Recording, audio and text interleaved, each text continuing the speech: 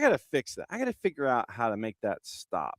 So it's probably going to take like 9 hours and all these kinds of things. And hey, it wouldn't be time, back here in the office if the hair wasn't going sideways. It's another new week of SDH AM. John, here you there. Thanks for dropping by. And it is a reaction Monday, and may this Monday be however you wish to celebrate it. If it's meant to be quiet and contemplative, let it be that way. If it's meant to be a little loud and boisterous and celebratory, let it be that way as well. So thanks for dropping by for another go round of SDH AM. John, here you there. Here's the rundown. Abe Gordon will join us in a little bit. We'll talk about Atlanta United, talk about Major League Soccer, talk about all the things that are going on here in this footprint. Atlanta United, they are now in training camp and they're off and running. I don't know if they got training camp in yesterday, or if they did, it was probably indoors and it was, doing things that were internal as opposed to external. And I'll get into that, I guess, in opening kickoff coming up in a bit, brought to us by our friends at Black Pitch Coffee. So we want to welcome Black Pitch Coffee to the stacks here with SDH and SDH AM. Bart Keeler is going to join us, might cheat a little bit at 10 o'clock. Traditionally, Bart will join us at 10. We've got Yanks Abroad. We got calls. We got stuff. We got NWSL. There's plenty of directions to go with Bart, and he'll join us probably a little before 10 o'clock, and we'll try to get through a lot of what's going on. There are a couple of things when it comes to cards and calls to get into. We might have Bart look at AFCON a little bit and see what he thinks about the 2 fouls that were called and that were the key moments in the match. And then we'll get into discussing AFCON as a part of our rundown here this morning. Daniel Sperry from the Kansas City Stars is going to join us at 10:30. Busy offseason in both Major League Soccer and in the NWSL. Remember, Major League Soccer, Peter Vermes, middle of last season, he was no longer on the touchline. And then they bring in Rafael Vicky to be the new head coach at Sporting. And then the offseason for Kansas City Current, you had the top team by far in the NWSL with the Current. And then they don't make it out of the first round of the NWSL playoffs. And so let me fix my camera. This is what happens when you're gone for a week. You have to fix things here. Hang on. No, still didn't work. You got what happened with Current and their particular offseason, which was not their postseason was not the postseason that they had imagined nor wished. Out early in the playoffs, the best team regular season that we had seen in NWSL history by a long shot. Important players get injured late in the regular season. They go into the first round of the playoffs. They get bumped out. Vlatko ends up going upstairs. You bring in Chris Armas. And so you have 2 teams in transition. And so we'll catch up with Daniel coming up at 10:30, go over all this transition, expectations, offseason, all the things. And so we'll catch up with him. So it's Abe Gordon coming up in a bit, Bart Keeler coming up in a bit. And in hour number 2, it's Daniel Sperry from the Kansas City Stars. So busy week, busy weekend. We're going to get into the OFC Pro League a little bit because they're now up and running and underway. Obviously, our coverage of that will continue as we go. They had their first goal. They had their first match. And the first player of the match, I guess if you want to call it that, has ties to the ACC. So we'll get into those highlights as well, let you know what happened with that first group of matches, and they're getting ready for more matches here in the midweek. This is when the hub system sets up for them. It's going to be like 3 matches in 10 days. And so by the middle of next week, each team will have played, I think, 5 matches. So that's what you're getting right now with the OFC. So we've got OFC to talk about. We've got coaching carousel to talk about with Thomas Frank. Apparently, he is going to be coaching still. Looks like he and Spurs are still going to be joined at the hip. It appears that he is going to be coaching them for the matchup against Dortmund. No one was really happy. Fans aren't really happy about it, and so now the decisions for Spurs, and that wheel continues to turn. We'll keep an eye on it and see if anything changes. He's supposed to be at practice this morning, and we will see if any ideas change there whatsoever. Oliver Glasner is a situation all in and of itself, and Crystal Palace is a situation all in and above itself. So we've got that to get into as well. So busy day across the board, catching you up from the weekend and all of the things. Morning, Abby. Morning, Pars. And, yeah, we got to get into AFCON. So it's going to be coaching carousel, AFCON, Abe, Bart, Yanks Abroad, Cards and Calls, Daniel Sperry, Kansas City, Sporting, and the Current, and all the things. So we're probably going long this morning now that we're back here in Office HD. So good to be at the beach for a week, as the boss and I always are when it comes to anything and everything involving the anniversary. We are now at 13, and the end of March will be 17 together. So always good to kind of stare at the Gulf for about a week. And this was, I think, the first week in a long time where we ended up spending a lot of time. This is opening kickoff, by the way, brought to us by our friends at Black Pitch Coffee and blackpitchcoffee.com. Black Pitch Coffee starts your day with the most important stories in the game. Well, we do here. We start your day with the most important stories in the game, the right way to start your morning. Black Pitch Coffee, part of the SDH community, showing up at events all over Atlanta. Try their home blend made with beans from Brazil and Guatemala.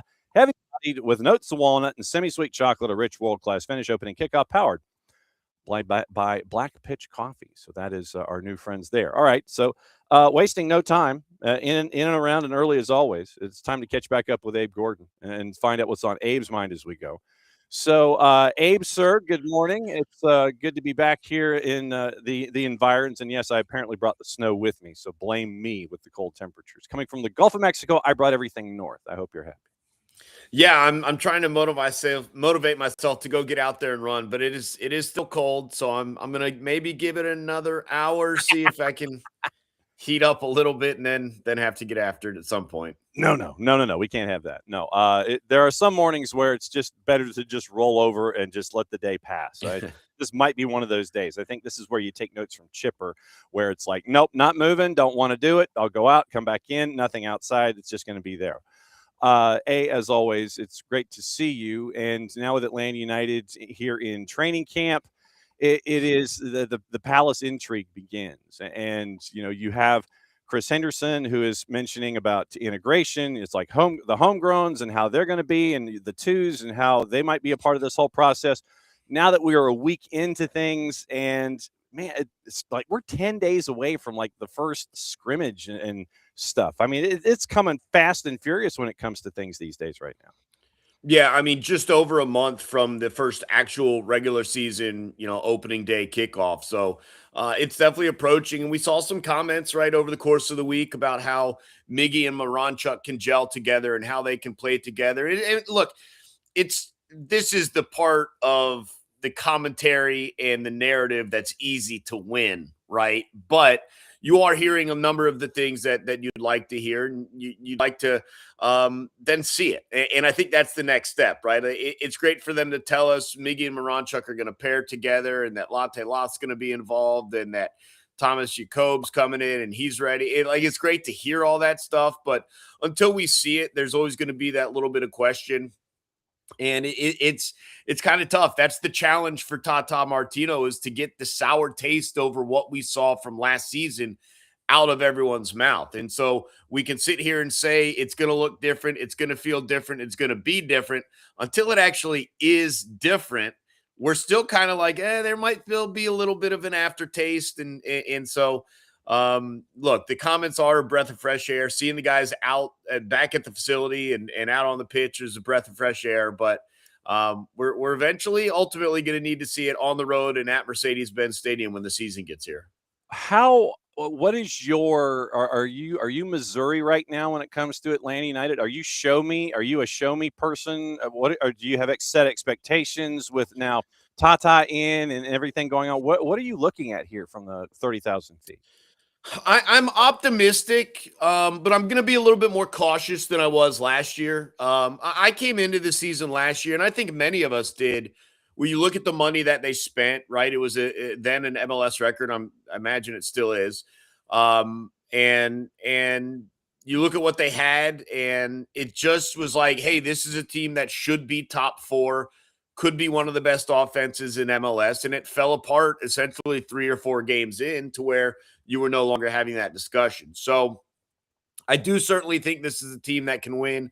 I'm going to be a little hesitant on just how many goals they can tally this year until I see it. So it's kind of a little bit of both. There's some aspects where I'm very optimistic on, but some they're going to have to show me. So look, I can't imagine that you have a year worse than you did last season. So, but just almost by default, it's gonna be a little bit better than last year was. How much better, I think, is the question. And then we're not going to rush to judgment 2 or 3 weeks in, four matches in. We're going to let this thing simmer and kind of to see, because thought they got off to a good start last year through 3 matches, and then it was nothing after that. So is being pragmatic, is that different for you when it comes to Atlanta United than in years past? I know that you and I have our conversations on a weekly basis, and we see each other on match days, but you're kind of like, okay, wait and see. I got a couple of things. People are saying all the right things. Is that different for you when it comes to Atlanta United? I mean, I say that I'm that now, but like as the season gets closer, I'll probably start talking nonsense. Like, I don't see why this team's not going to set an MLS record for goals and clean sheets in the same year, which is not realistic. So I'll kind of talk myself and hype myself into it as we get closer. I do this with every team. I do this with the Falcons. I do this with the Hawks. I do it with the Braves. I certainly do it with United. I always like kind of try and like, all right, what's realistic? And then as the season gets going, I just talk myself into things that are probably not real. So I say this now. We'll see where we are a month into it, or a month from now as we're getting ready to kick off. If I'm like, hey, man, I just want to avoid the play-in round and be a top 8, or if I'm like, it's a failure if they're not one of the 3 best teams in the East. So we'll see where I'm at. But I normally start here. I normally start with, the 10,000 foot, scope of it. And then as I zoom in, it's like I start to see it clear and probably buy in too much. And there are obviously, when we're looking at the position groups, I know that we kind of went through the roster last time out, and it was one of those where, okay, it's cool and everything. When it comes to each position group in and of itself, is there one individual? I know we went through the roster as it stands, and I think that also with Edwin Mosqueda, with the transfer completed to Santa Fe, you're looking at another U22 slot that can be opened up. And we talked about Baez, and we've talked about him for the last couple of weeks. But is there someone in each line of a starting 11 that you are focused on more than anybody else to have either a good first 2026 or a better first 2026 than you did at 25 if they're a new player? Is there one person in particular that you're staring at in each line to sit there and go, okay, I want to see how this person behaves in net. I want to see how this person is as a key on defense. This person is a key in the midfield. This person is a key at forward. Are you looking at anybody in particular now? Yeah, there's a couple different guys for a couple of different reasons. Some of them because you're right, 2025 was down. Some of them maybe because 2025 they didn't have the responsibility or the role, stuff like that. So, I mean, I think the first one is this team needs to score goals to win. And so I do look at Latte Loth and what's going on there. It was a dreadful season for him. After those first 2 or 3 matches in which he was scoring, and you're like, hey, look at what our money got us, and then it was nothing. And I mentioned it last week with you, just the connectivity with him. Look, I don't need him to pour in 30 goals, right? But I need it to look like he's connected and dialed in and dangerous. And whether that's him scoring, other guys scoring, I think the team fell off quite a bit because he wasn't doing what we thought he might be able to do, to the point where, through some injury, but also some performance, you didn't really have him for part of the season. In the midfield, I guess it would probably be Alzate to an extent. He didn't get a huge amount of run there last year. Now that you don't have Bartosz Slisz, like there's just no question he has to step into that role. There's a little bit of Jay Fortune in there if he's going to be in that starting position as well. I don't even know the setup there. And then just defensively, it's still Stian. Like, I still think that guy needs to be the leader of the defense. And I think when he's healthy and can stay healthy for long stretches, you see him develop into a nice form. I think when he's in and out of the lineup, he's picking up bumps and bruises, muscle injuries, stuff like that. You start to see him falter a little bit. And I know every team deals with it in every sport, so it's not fair to say, if this team could just stay healthy. But for him, if he could just stay healthy for an elongated stretch of the season, I think we would see a different form of what we've seen from him. And then I don't know what's going on in goal. Like, you tell me. I mean, I look at it like this with Jaden and Lucas Oyos. I think that it is going to be a natural competition. I think that Jaden, obviously, with the experience with Atlanta United and Major League Soccer, would be like the 1A. Yeah. And then if Oyos, proves himself to be that veteran guy, I mean, if you want to compare it to, say, Ustari and Rocco Rios Novo as a situation like that, that would be my closest comparison. Yeah. Where you have the 20-something and the experienced guy, and because of multiple competitions, you're going to need them both. First and foremost, you're in multiple competitions. You're going to need them both. One to spell the other, one who's hot, those kinds of things. It's going to be a 1A and a 1B, or a 1 and a 1A. I don't know where people start their letters these days, but I think you're going to need them both. And it's just going to be dependent on, okay, who steps up and who Tata Martino sits there and says, okay, yeah, you're the starter. The other guy, don't take it personal. Just keep doing your thing during the week, and we'll see where it goes. I think it's a 1 and a 1A in that. Yeah, and I'd mentioned at the end of last year, like, I would have been comfortable if Hibbert came into this season just as your number one keeper. And I know with Brad obviously stepping aside, you were going to bring someone in. And the question was, and there were a lot of keeper names that we went through them a couple of months ago. There were a lot of names available, and it's like, all right, well, are you bringing in a guy that maybe can compete with Hibbert, but it's probably still his job, or are you bringing in a guy that is your number one? And there's probably not much Hibbert can do to take that from him. And that is not what they did. They definitely did not bring in a guy that is like bona fide, here's your starter, Hibbert. Sorry, you're now back up once again. And so, I do think Hibbert has the edge, but you also had a coaching change. And Martino's going to have his own thoughts on what he wants from the goalie and what he sees, and may not exactly have the background with Hibbert that an incumbent staff would have had. And so I don't even know how much the experience from last year is really going to matter in Tata's eyes compared to Oyos coming in, and it's fair play. But I liked what I saw from Hibbert, or more specifically, what I didn't see from him, which was costly mistakes and errors and question marks. Again, doesn't mean he'll play a perfect season. Every keeper is going to make mistakes here and there, but it didn't look like stepping up to MLS play. It didn't look like the moment was too big for him. So if he ultimately is the one this season, at least for the moment, I feel comfortable there. And to your point, I think that you're looking at the big question marks. I think it's the health of Stian Gregerson. Can he give you a full 34? Can he give you a full 40 if you're in other competitions? The health of Matt Edwards being a part of the discussion as well. Who knows what Atlanta United wants from him? Can he be a part of things in the back line? Injuries again with Jay Fortune. You mentioned Steven Alzate getting a full run. Guys like Anea Mihai getting a full run. Barakal, how does he step to the plate after coming in June? You've got, if Tata's going to play these 2 6s, is it Alzate and a healthy Jay Fortune? That to me is, I look at that back 6 and I'm pretty good with what you're looking at going in. Obviously, Tata, you mentioned off the top, the relationship with Miranchuk and Miggy off of the center and the right-hand side. But no, I think that the left is a question. I think that, that's going to be a competition. What you're looking at from Latte Lot, I think this is definitely a Missouri time for him. You got to show me, dude, especially with the number that's attached to him. And so you got folks coming back from injury, folks that you want to keep healthy, all the new guys, and how it all comes together. And so for me, I was looking at Matt Edwards and Jay Fortune as they come in and are healthy. Will Riley was injured late last year, so you've got that commonality too.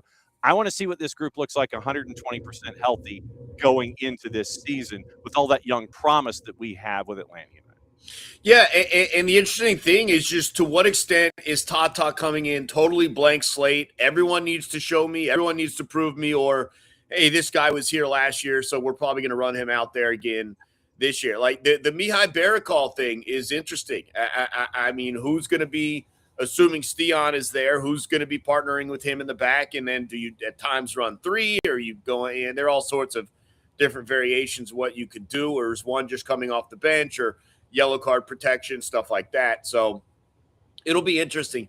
The Jay Fortune, Matt Edwards stuff is fascinating to me because it feels like while they were trending upwards in a big manner last season before both of their respective injuries, are they going to have to reprove it to Tata to find their roles, or are they going to be just given the role that they kind of were at last year when healthy? What's going on the left side? Or are we going to try Saba back on the left? Are we going to try Luke Brennan up there? I mean, there's all sorts of not issues, but conundrums for Tata to kind of figure out. That's obviously been a trouble spot for a long time. And so again, it's not a bad thing. We've talked about this. It's not a bad thing to have these roster crunches, these positional crunches to where you don't know which guy's going to be there. It'd be much worse to be like, well, it's going to be these four because it can only be these four because that's all the four you have. And, so I'd rather be in this situation, but it does potentially leave the possibility that Tata goes about it differently than maybe you presume he would, or that I presume the positions would look like. And again, I think that's an interesting aspect of this build up to the season and the preseason, the scrimmages, and their training reports is just what do we believe Tata's lean is going to be in center back, along the midfield, up top on the left, and a variety of other positions as well. So again, there's just a lot of questions that I don't think we necessarily answer in the first game. That may be one look, right? He may change it very quickly after that. So again, this goes back into the idea of it's going to take some time for this team to settle in, for Tata to settle in, to get exactly what he wants rolling. And I'm here for it. Like I'm going to be as patient as I can. And we forgot to mention left back, where you've got another young player in Dominic Chong-Kui and Pedro Amador, and do you use a U22 because of Elias Baez? That was a part of the discussion last week, and bringing in all this kind of stuff. So there are some things you can play with. You got some U22s you can take advantage of, and some positions that are going to be part of that analysis as well. I don't know if this is going to move your meter on the 92.9 The Game side of you, but apparently the Bills have fired Sean McDermott this morning. So that plays into everything as well, with everything that we're seeing in the National Football League. And we got Glasner, and we got Thomas Frank, and we got Sean McDermott. They're all in one place. What's going on with you at 92.9?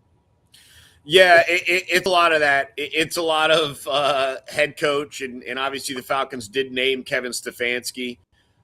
So it happened Saturday night, and obviously that's going to carry over today with MLK Day. A lot of our full-time staff is not even on the air.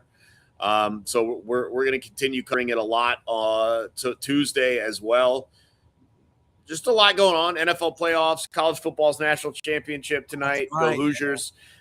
So we've got we got a lot. Tuesday is going to be a very, very busy day of reaction. And no kidding. And as the Florida State alum in this conversation, I cannot root for Indiana more in this matchup. As always, great to see you, my friend, to bat lead off and start off our week here at SDH AM. Really appreciate your time. We'll catch up next week. Yeah, thanks, John. We'll see you soon. There goes Abe Gordon, and Abe's hopefully going to take the day off, or at least try to, as best he can. I think Abe gets, the vaudeville cane. I think this happens to Abe on Mondays. It's just like the vaudeville cane comes into his place. They grab him, and it's like the cane doesn't stop until he goes back to Colony Square. I think that's how this works with Abe. So, it's always great to catch up with Abe Gordon. Okay. I guess that whole thing was opening kickoff. So, opening kickoff powered by Black Pitch Coffee, blackpitchcoffee.com. Once again, they are now going to be showing up at events all over Atlanta. So it's great to have Black Pitch Coffee a part of things. Once again, try their home blend made with beans from Brazil and Guatemala, heavy-bodied, notes of walnut and semi-sweet chocolate, and a rich world-class finish. Opening kickoff brought to us by our friends at Black Pitch Coffee. Okay, morning part. Rich, good morning. Glad you're back. Good to see you. All right, so Pars had a question. Morning, local. And so in discussing everything here, this is probably opening kickoffy, and then we'll get into OFC, get into AFCON, get all the chaos. The short version on Thomas Frank, once again, is that he's coaching right now, getting ready for Dortmund, and he might be heading back to a previous gig because they have fired the manager that was brought in a couple places behind him, so he could be going back to an old club. At least that is one report. And we'll play you the greatest hits of Oliver Glasner, where he decided to just basically go scorched earth on Crystal Palace. And we'll get into that here coming up in a bit. So Pars had a question. So Pars wanted to know how the boss and I meet. So short version is this. When Georgia Public Broadcasting is into pledge weeks and things like that, you know how they have the programming where they will, it'll be like Joe Bonamassa or concerts and reunion concerts and programming and all these kinds of things that they bring in from American Public Television. So, or CPB or any of the other places like Downton Abbey, those kinds of things. And so when they do pledge weeks, they'll have the local breaks where you have you'll have a group of folks in studio and they're on the phones and to keep programming like Downton Abbey on Georgia Public Broadcasting, you can be a supporter at X number of levels. And you have like 3 separate levels and you get 3 separate ideas and depth of perk for something like that. And so the Atlanta Auburn Club, since she is an Auburn alumna, the second largest amount of alums for the university are in the Atlanta area.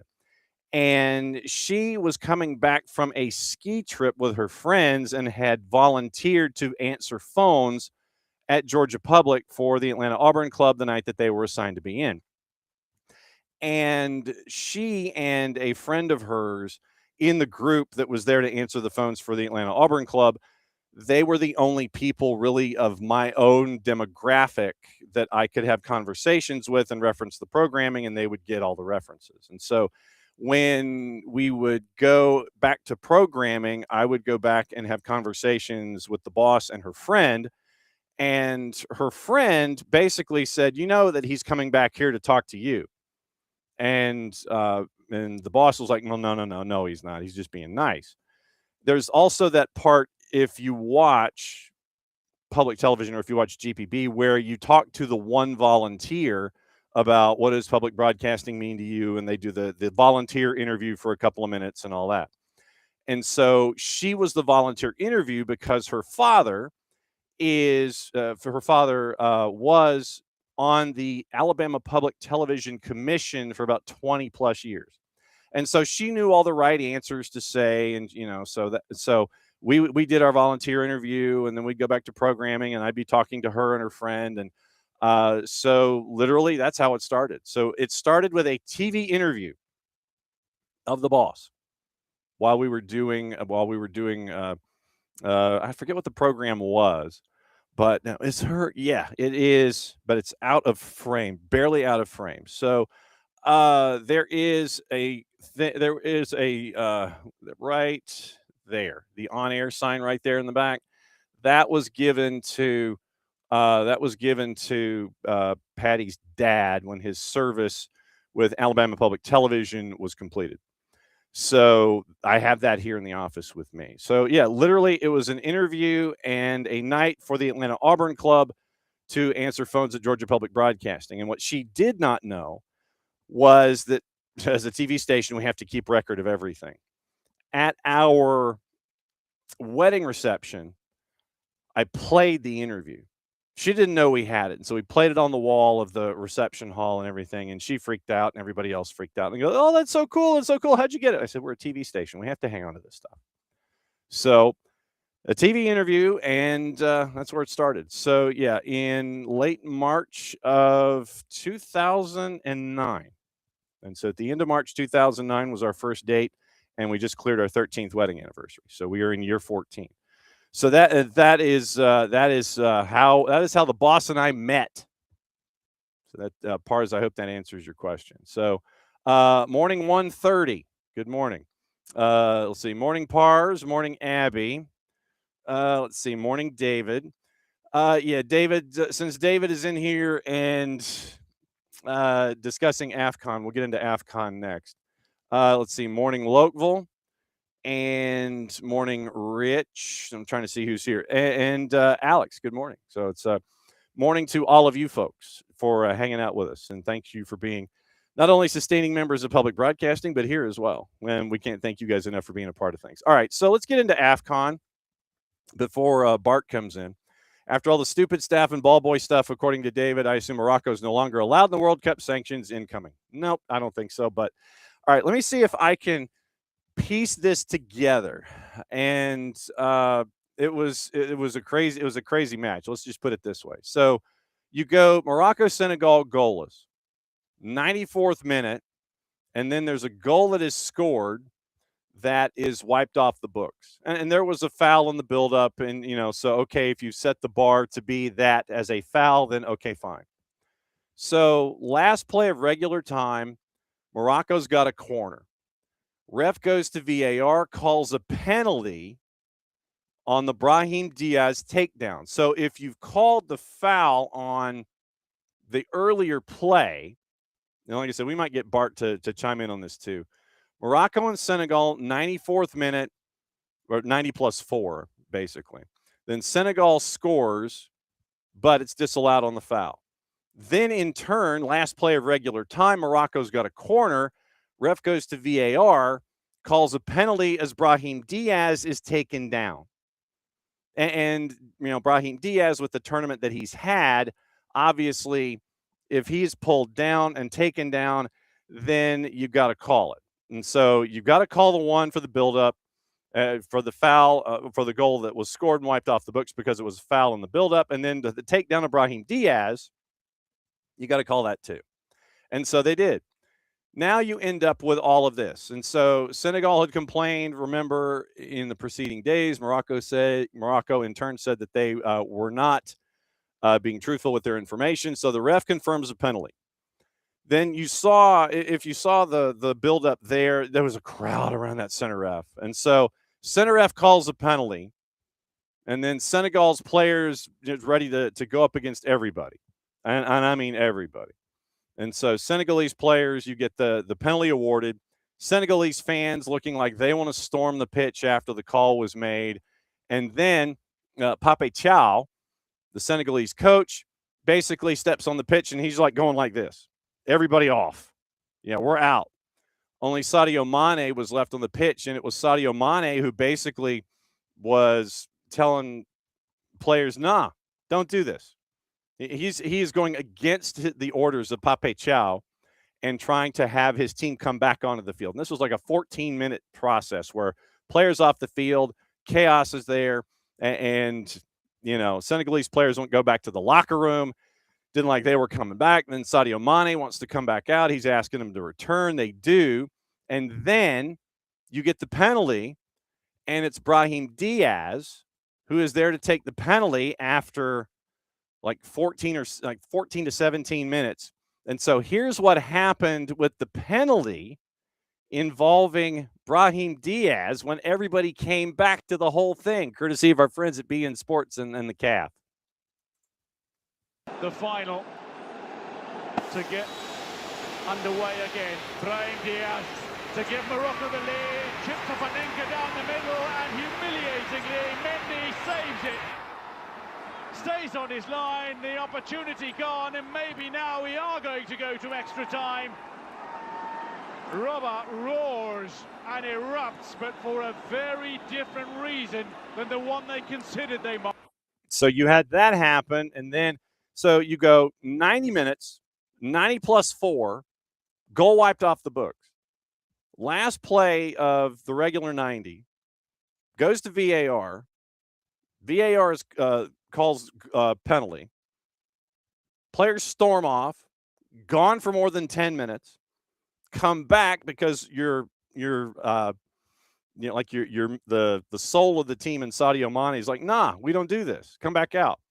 So then they come back out, and Brahim Diaz does that in the penalty. 90 minutes is finally gone.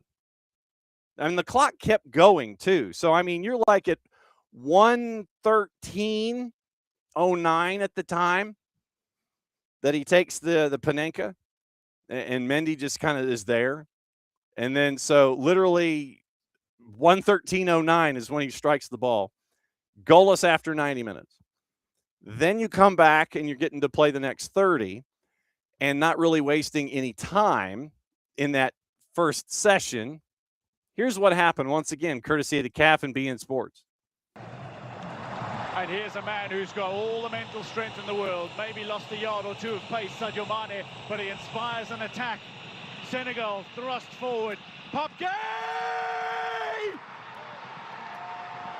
Sensational! Stellar! Supreme Senegal!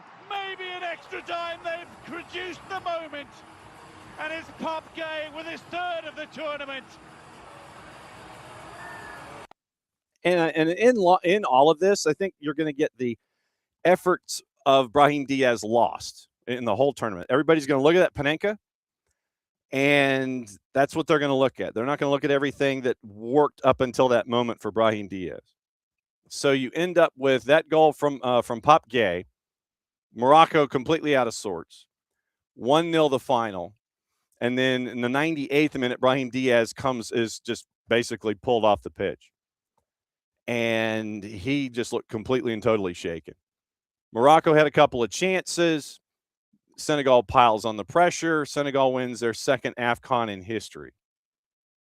So that was one of the crazier things to look at this past weekend, and it was a tournament.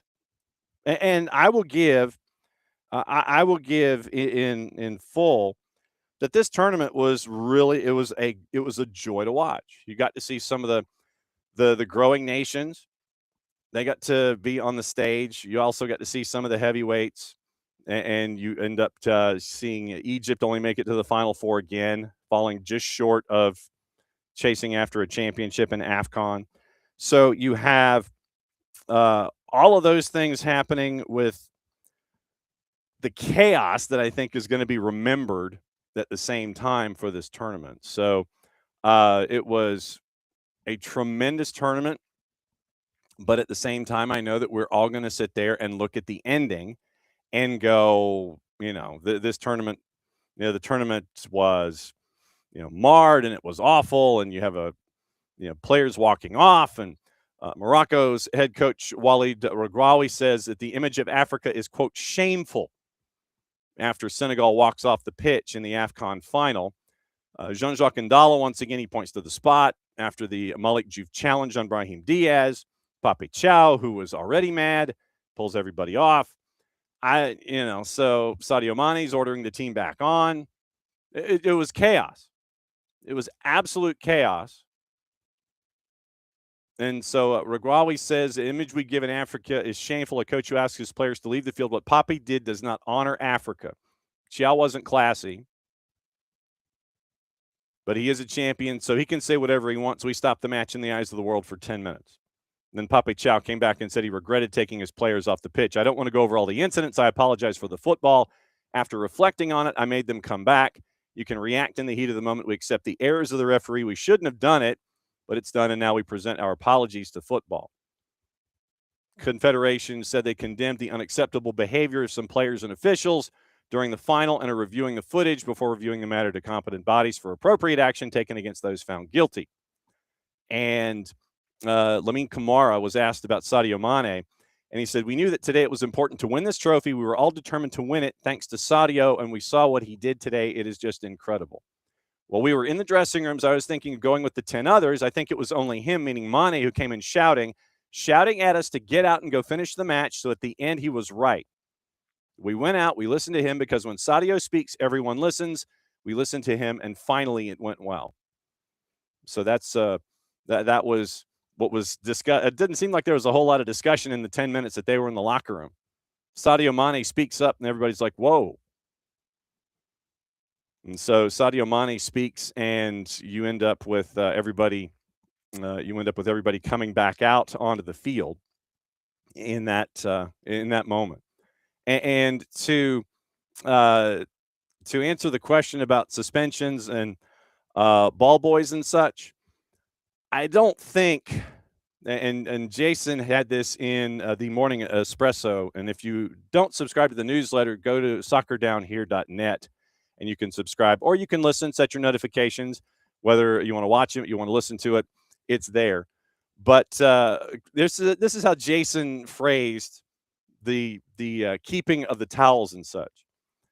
One of Senegal's unlikely heroes never entered the match at all. Second choice keeper Yehvan Diouf spent much of the evening physically guarding Edouard Mendy's towels from ball boys and opponents, an act supporters now celebrate as symbolic of a team that had to protect itself in every way possible.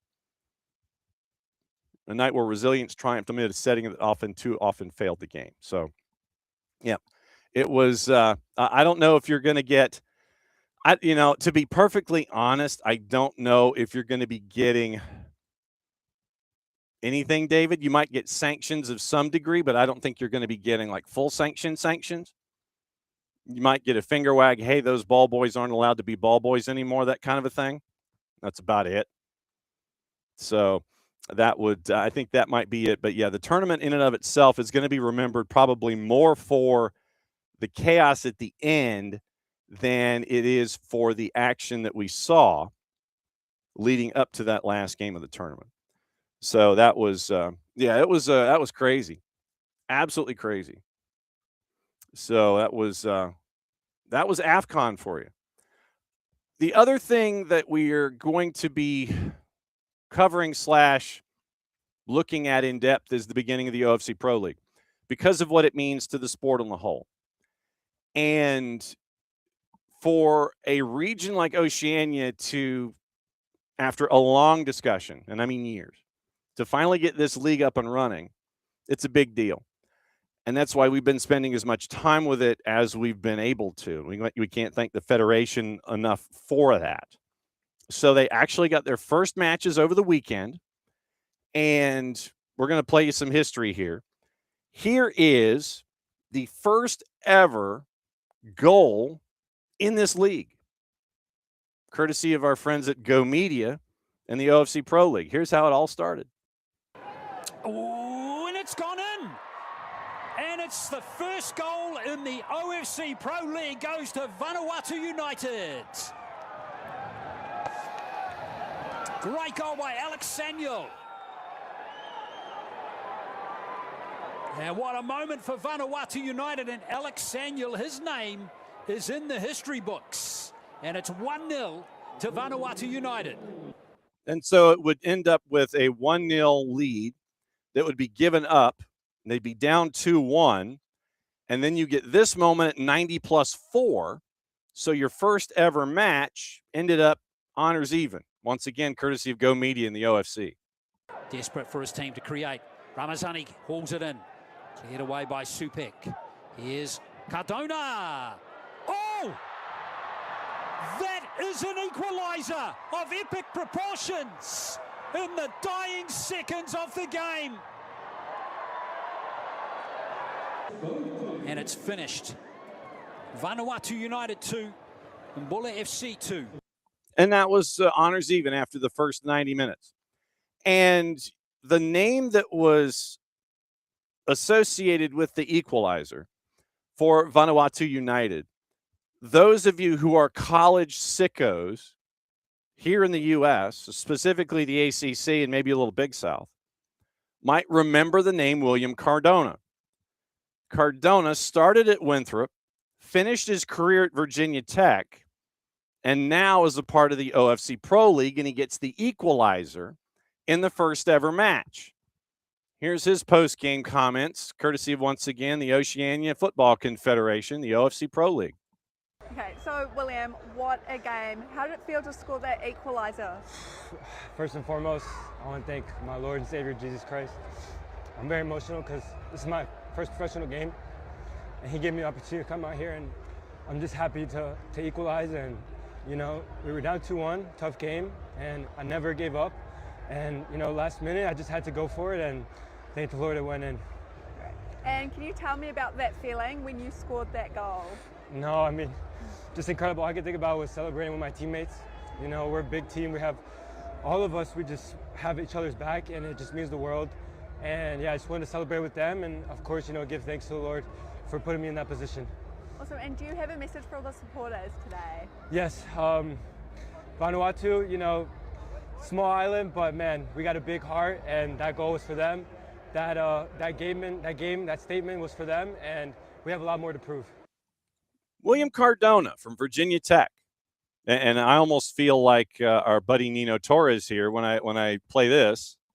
Now you know the rest of the story. And our buddy Paul Harvey. So you get a Virginia Tech / Winthrop player now playing in Vanuatu in the OFC Pro League, gets the equalizer so that the first match ever in league history ends up as a draw. And so as the league continues, they are getting ready for their second hub round, where it is going to be 3 matches in about 10 days. And so after a week and a half, they'll have 5 matches on the board, and it will be the continuation of the OFC Pro League as we go. So big moment in Oceania, and a Virginia Tech / Winthrop guy get your equalizer in your first ever match. Okay, so I told him that with Daniel Sperry coming up at 10:30 Eastern, it's okay to come in and cheat a little bit. And so Bart Keeler is now joining us and breaking things down for us here from his perspective on a Reaction Monday. Bart Keeler, good to see you, sir. I don't want to come in with a Virginia Tech lead-in, though. That was rude. Okay, well then how about no, it's a Vanuatu United lead-in, sir, actually. So okay, that's fine. But that was it was history that was made over the weekend, and obviously there's some really cool stories in there that we're going to continue chasing as the league continues here. You've got nations that are trying to start national teams. You've got Jalen Rodwell from Niue, which is another part of Micronesia, and they're trying to get things started. Ronan Wynn from Atlanta United 2 is playing in Auckland. So we're getting all of that stuff going on. Since we started, we talked about AFCON before we went to the OFC Pro and all the managers that are up against the wall and really mad. You know, the AFCON, there were a couple of things in AFCON that I wanted to discuss with you, specifically the anger and angst of a final, and I want to go through the 2 calls with you. The one that had the goal wiped off the board, and then the Brahim Diaz penalty. Taken as a group, I figure if you call one like that, you got to call the other like that. And Brahim Diaz, because of what he has done in the tournament, you kind of get the idea of, okay, star goes down, you got to call it. When you look at those 2 calls in total, what sticks in your head? Let's work backwards, John, because I do think that the penalty that ends up being called, what could have been the deciding moment, and maybe was the deciding moment in the match. Yeah. I'm sorry to say it, it's a foul. And I know that is not what the Senegalese want to hear, but it's a foul. You should not put your hands on the neck or head area of an opponent ever. You surely should not, after that, pull / I don't know, rip downward, because it was a foul. Do I think that it's something that was necessarily consistently called throughout the rest of the match? Yeah. You know, I don't have the replay available of every single corner kick set piece from this match. There were several, and there were shenanigans throughout all of them. But it was a foul. I think, especially in this case, the referee either may not have seen it directly because it was kind of on that back post area, where if you're looking at the flight of the ball, and granted, the referee is looking at the chaos in the middle, but he's looking, once that ball is kicked, you're looking at, okay, where is the ball going? It doesn't get to, it's back to, so it takes a while to get there. So, was the referee fully clued in on that particular scrum on the back post? Maybe, maybe not. If he saw something, maybe he didn't see exactly what happened, right? VAR intervention there did make sense, because it is I just said it. It's hands to the head or neck area. That is something that needs to be checked. The referee went to the monitor. He said, "Oh, yeah, that's a foul," because it was a foul, and therefore it's a penalty. So that's the first incident, which again I think the referees got correct. Right? That's that first foul. Okay. Now, I will say, and granted, I'm watching a bar stool with the TV 10 feet away on a smaller TV that's, however many miles we are to Rabat away. The first foul, the foul that ends up disallowing the goal that Senegal scores did seem soft to me. I will 100% say that. In live action, I went, I don't think that's a foul. But when you do review it on replay, right, you get two arms fully extended in a forcible motion to the chest of the defender. And to me, I don't like that it was called in real time, but that was my view from a bar stool, 10 feet away from a TV. That is how many yards away from, the actual playing field. That is several many miles from the actual location of the match. Understood. Once we saw the replay, I went, oh, yeah, it's fine. And again, I think there is some level of heightened scrutiny when you commit a foul that directly leads to a goal score. This was not necessarily even in my opinion, it wasn't like, they were both going for the ball type thing. I mean, it's very clearly he pushed the defender down and ended up scoring after it. So I do think both foul calls were correct, John. Okay. Now, I'm not an African Cup of Nations player, manager, director, whatever. I do not know all of the things that have gone down behind the scenes about corruption, alleged corruption, the fact that all home teams get some slightly beneficial calls throughout a tournament, certainly within a match. I will just say that I do think that the game was called with a little bit less intervention from the referee. I'll just say that. I thought he let a lot go. And I thought it was good, right? I thought the referee, up until this point, I felt the managed to ref the match pretty well. I won't say it was even because I do think one team maybe probably got a little bit more out of the physical nature of the match, but he wasn't quick to blow his whistle. I think he did even a better job of blowing his whistle toward the end of the match where things were getting a little desperate, for lack of a better word. And I don't think he had a bad match. Now that brings the VAR component into it. But the problem is VAR is checking for clear and obvious errors. Am I right, John? Clear and obvious, yes, sir. So was the foul called against Senegal on the goal scored a clear and obvious error? Not really. Was the no call in penalty area initially on the field a clear and obvious error? I do think VAR had license to step in and say, hey, again, there are hands wrapped around the head or neck area of an opponent. You might want to take a look at it. And I know that's not what, other African nations want to hear. I get it. I am not an African nation national football federation. That's not me. I don't know the things that have gone on behind the scenes or whatever they have alleged. But looking at what was called on the field, I don't think that either of them was incorrect. Okay. There were some, I mentioned the ball boys that were trying to distract as best as they could.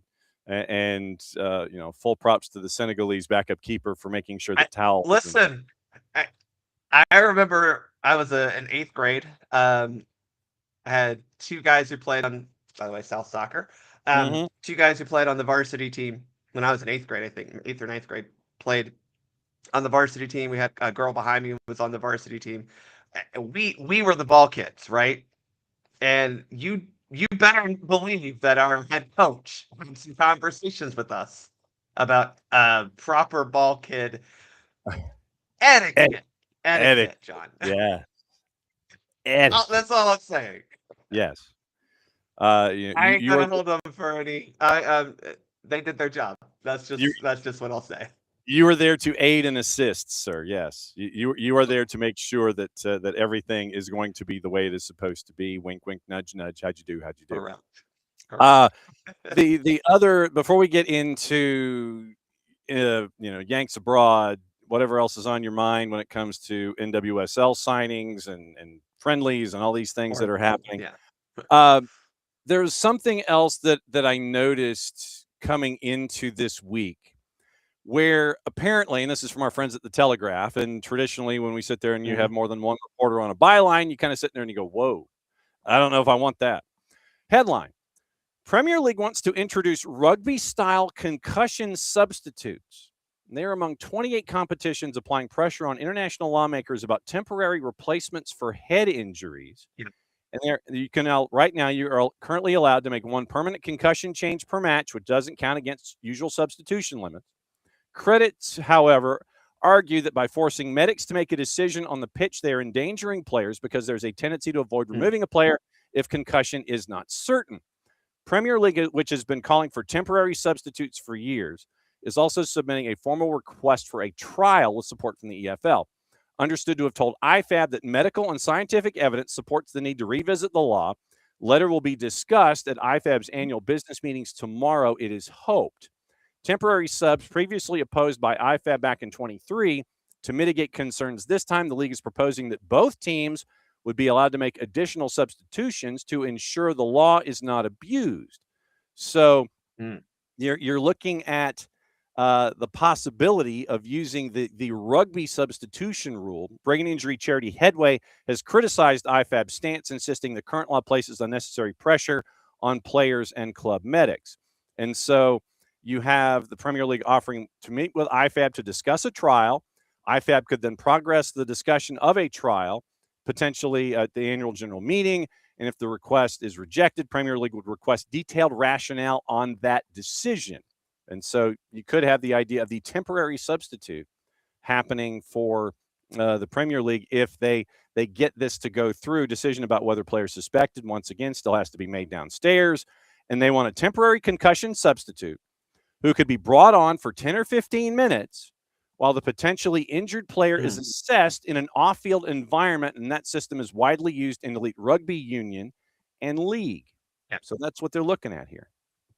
Well, it is good, John, that we have a in practice professional / international standard of how they think this should be done. So shout out to rugby for being ahead of the game on that. I do understand the concerns from IFAB and maybe others about some unfair advantage one could get from temporary concussion substitutes. I think they're wrong.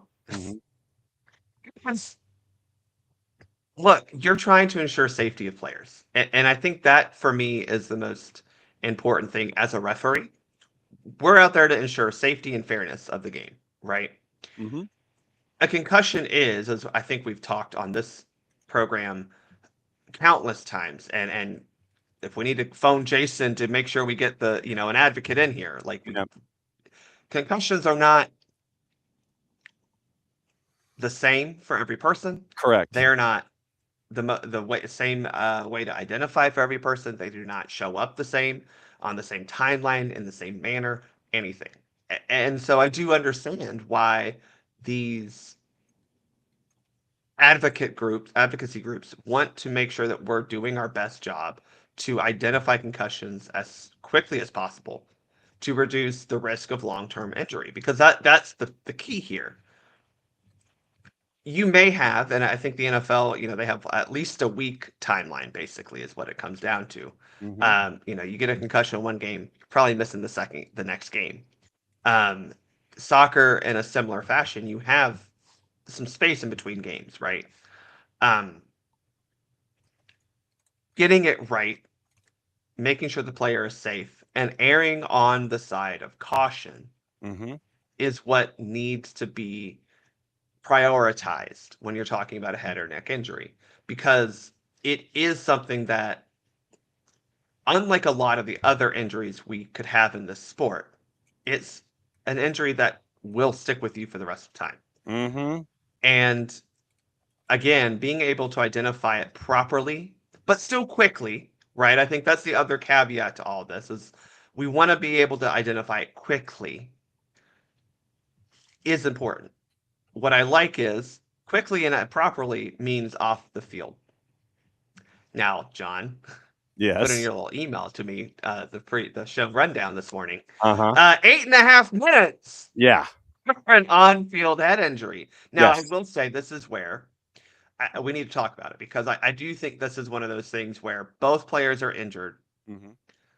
In a head or neck injury, I do think at least from my very minimal training as a lifeguard, you Yes. don't want to move people in a head or neck injury at all. I had this actually unfortunately happen in the last match that I refereed at the end of my trip down to Orlando last weekend, where we had a girl who a normal soccer foul, I mean, she just kind of got charged into, falls down, clearly hits her head on the ground, tries to get back up, cannot. And we stop play immediately. We call for the medical team to come over. It still took 15 minutes to get everything cleared because, again, you don't want to be moving this type of person a lot. No. So, in AFCON, do I think they went through proper concussion protocols? Probably not.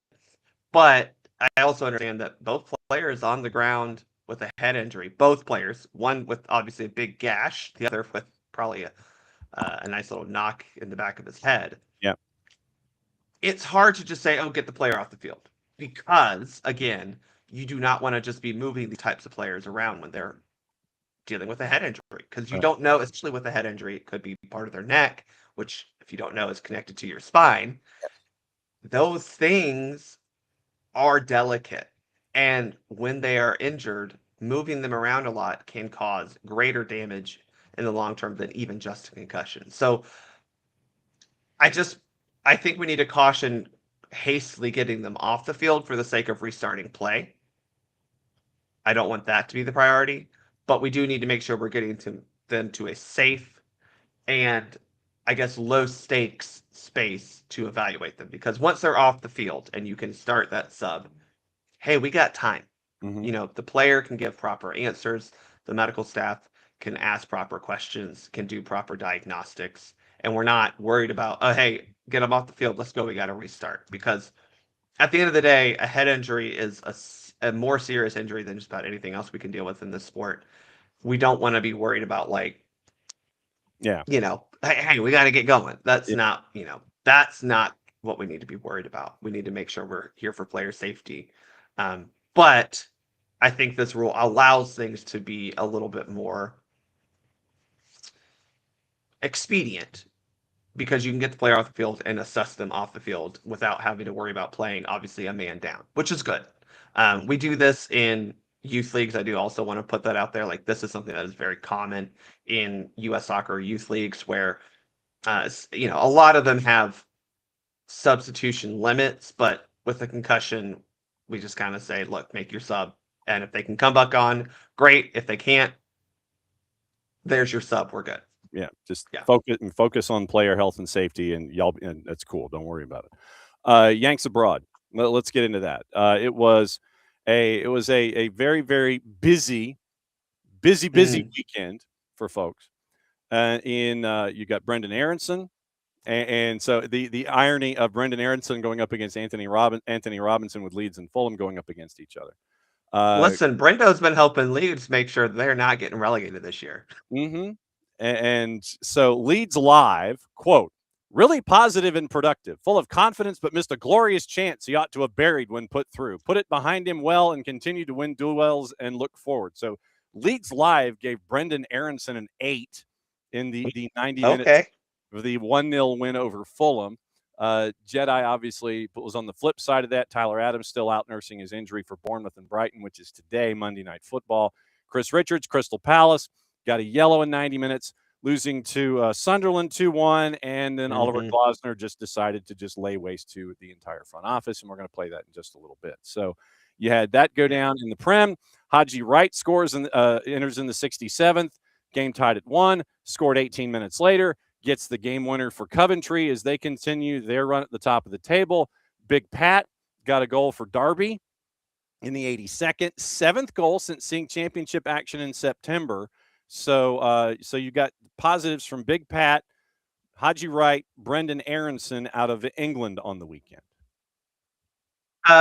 Good, mostly good news out of England, I would say. I think number one thing that if you're really concerned about the success of the USMNT at the World Cup, look, Jedi Robinson is playing soccer. That's the most important thing. But other guys, look, Pat and Haji right now, I'm sure we'll talk about this player in a little bit. Mm-hmm. They are possibly in position to maybe make a World Cup roster as a striker, given some of the red crosses next to some guys' names on the depth chart right now. Yes. Yeah, that's never good stuff. Let's see. In France, I still need to get that drop from Stewie. France. In France. Timothy Weah goes 90 minutes, gets a goal and a 5-2 win for Marseille. Falarin Balogun, middle of the road, gets a 5 according to the ratings over there in France. So Falarin Balogun got an assist in 90+3 in their loss to Lorient. Tanner Tessman, middle of the road, 74 minutes in their win against Brest. Mark McKenzie injured did not play in their big win against Nice. James Sands gets his first Bundesliga goal in his 24th appearance. Got a header for St. Pauli in their comeback win against Borussia Dortmund. 3-2. Emre Can got a stoppage time penalty kick. So Dortmund wins 3-2, but James Sands gets a goal there. Noah Kai Banks got his 5th yellow of the season in the tie against Freiburg, suspended for next Saturday's clash. That's going to end his run of 13 straight Bundesliga starts. Let's see. Malik Tillman was bought from PSG for Leverkusen, gave him the number 10. Leverkusen's now lost 2 straight and 4 of their last 6. They sit in 6th. 4 points above the top 4 European Championship places. So Banks, Sands, Damian Downs, Malik Tillman, Joe Scally each played. Cup of coffee for Kevin Paredes, Christopher Lund, Gio Reyna, Leonard Maloney, and Cole Campbell is injured and did not play. So busy time in Germany. Now with 2 young guys. First, let's talk about Noah Kai Banks.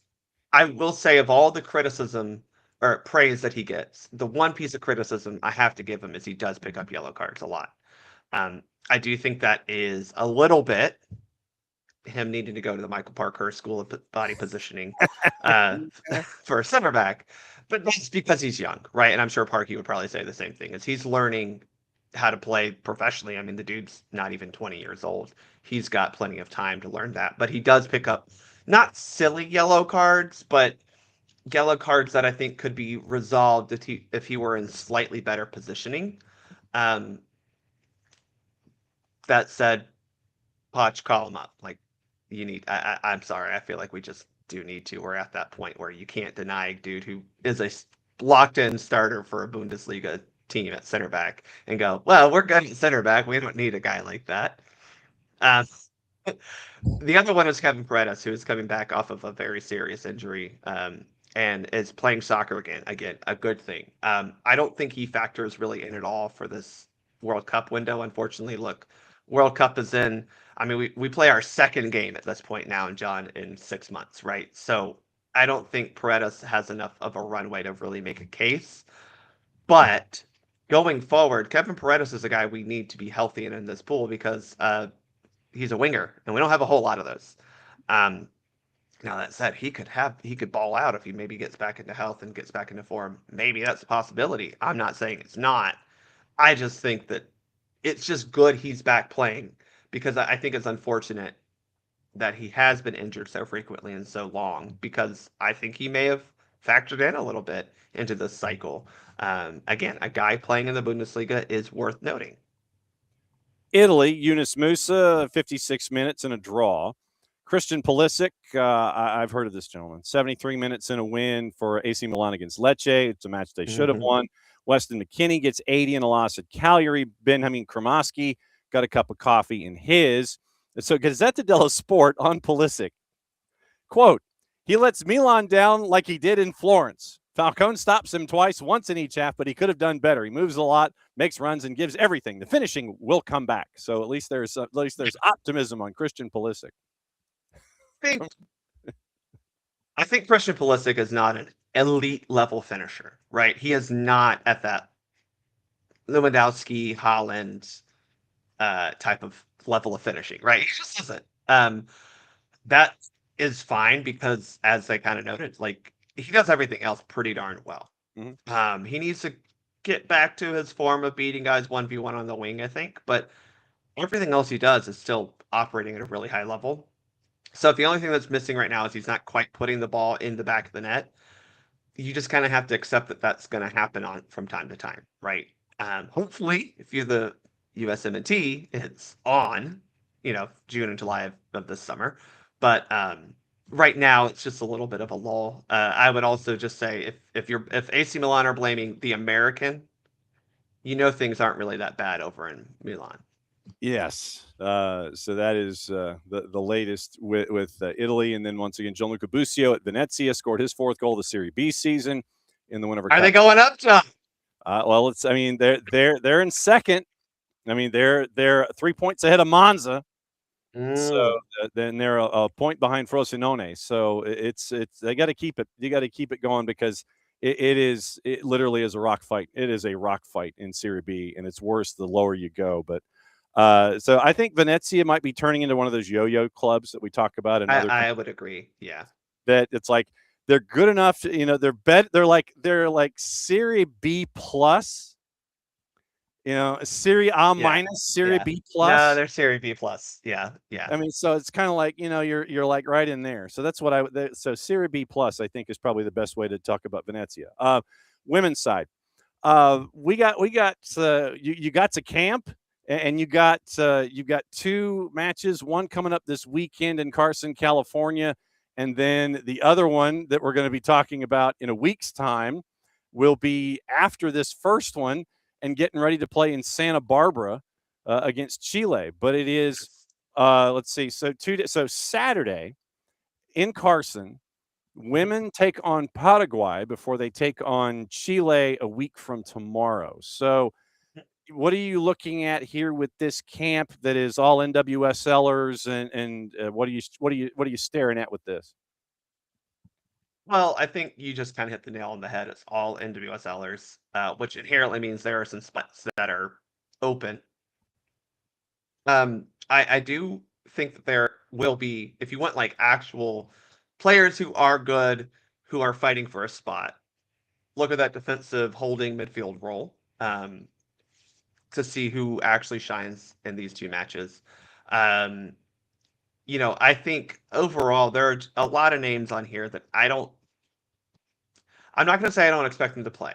That's rude to them because I don't know what Emma's like stated goals are for this window yet. But I don't think you need to be worried too much about some of those players, 18 through 24 on this roster, 23 on the game day roster. I just don't. There are a lot of players who are here though who have potential to kind of show out. Now, if you want like star names, Trinity Rodman is back, and I've heard of her, it's going to be interesting to see if she even plays, to be blunt. Yeah. But I think having her in camp is a good thing. Again, you're looking at possibly some. I'll tell you another position that I'm actually very curious where what we do with this. Mm-hmm. Claudia Dickey has performed very well in the past couple camps, without Falentola's choice there for a number of reasons. One, a broken eye socket, and then I think the December camp, they didn't focus on that either. Claudia Dickey has been really good. Maddie McGlynn has consistently been getting calls up. I don't know, because I haven't seen it. Me and Bart personally haven't seen it.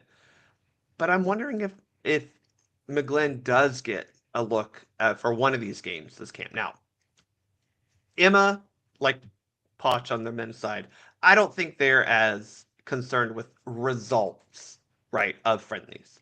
They want to see players, whatever 11 they send out there, or whatever 17 players they end up putting on the field. You need to fight hard, you need to play good, all that kind of stuff. But like winning or losing is not the end of the world for a friendly, especially when you probably should beat Paraguay and Chile. It wouldn't surprise me if we see a goalkeeper rotation here, just to see what McGlynn has. Now, we've seen her in the past. She Believes Cup last year was a little rocky for her. So I'm just curious, John, if Emma kind of sees McGlynn as in that. Look, if you're asking me, the top 2 are Falentola's choice and Claudia Dickey, right? Is McGlynn just fighting for 3rd spot? Or does she actually have a chance to maybe get some playing time? So that's another question I have for this particular camp, is what does Emma do with the goalkeeping situation? So again, central defensive midfielder, I think, is going to be a position of of note, because we actually have some players here who are good, play well in NWSL, and have a chance to at least be on the roster, if not partner with Sam Coffey, depending on how we want to play the midfield position.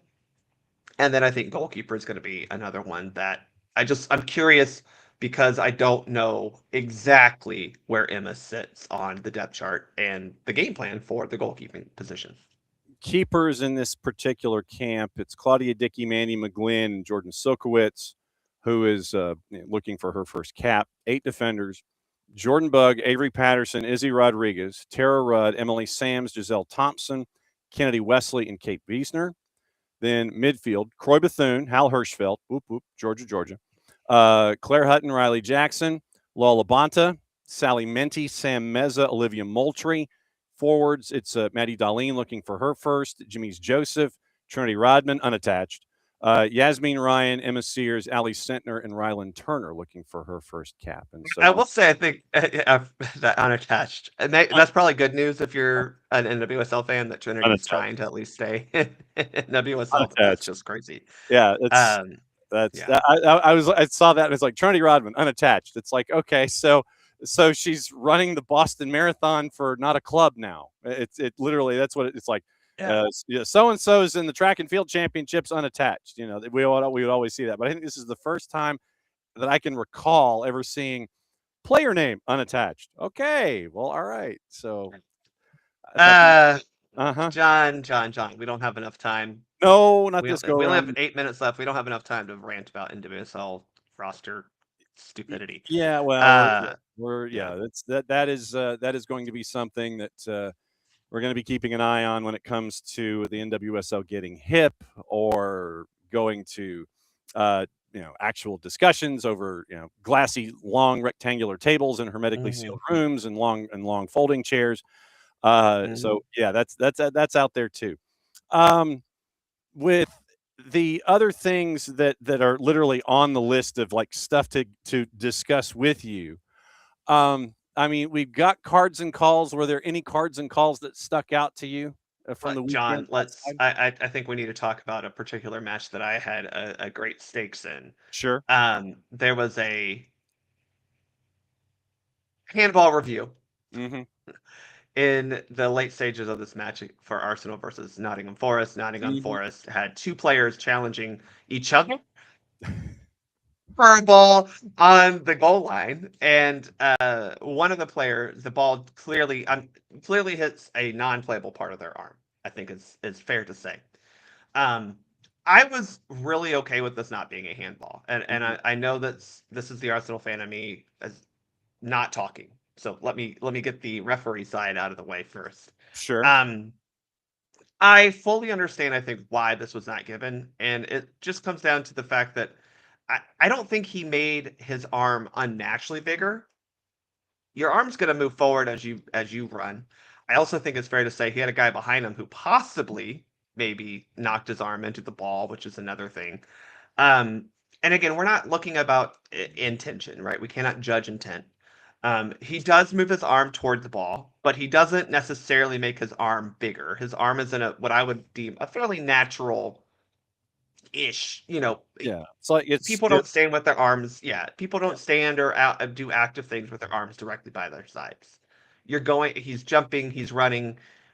I don't think it's crazy to say, we don't want to call this a handball on VAR review, right? Now, you send the referee to the monitor, maybe we have a different discussion. I don't know. But I think for VAR, this is not, in my opinion, a clear and obvious error that we need to say, no, we need to reverse this. Yeah.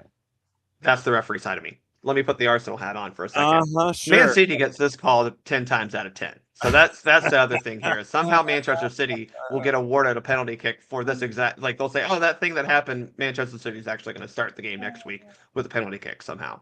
Should we rely on a retroactive judgment? Yeah. Should we not have to rely on a penalty kick to beat Nottingham Forest away? I would love for that, but as clearly evidenced, we don't do well at the City ground.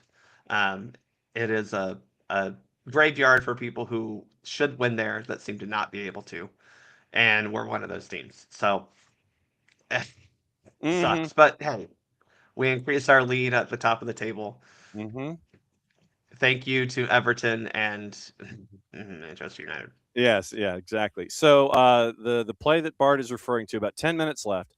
Ola Aina is literally there's a still that is out from Getty, and Don't look at stills. I will also just say Oh, that you yeah. cannot just look at a still image of a handball. It's not a no, great. and Yeah. and yeah, well, and the still that has been produced by the BBC from Getty has the ball literally in the crook of the elbow for Yeah. Ola Aina, and his as he's trying to it looks like he's trying to figure out a way to clear it.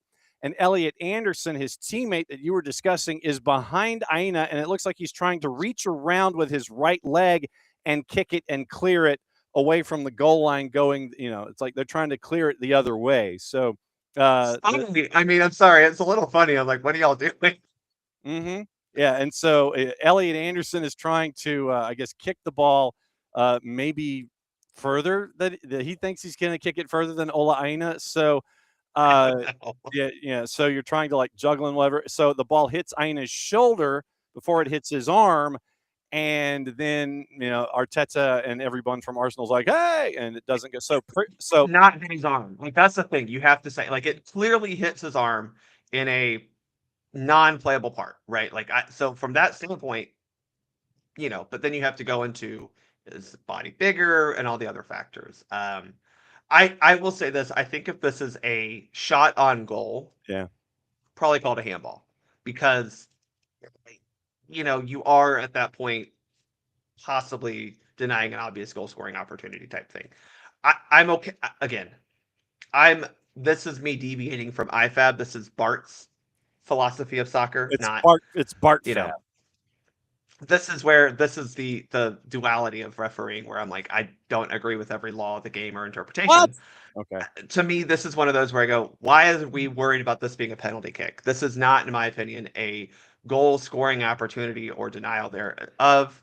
This is a soccer thing that happens to be in the penalty area.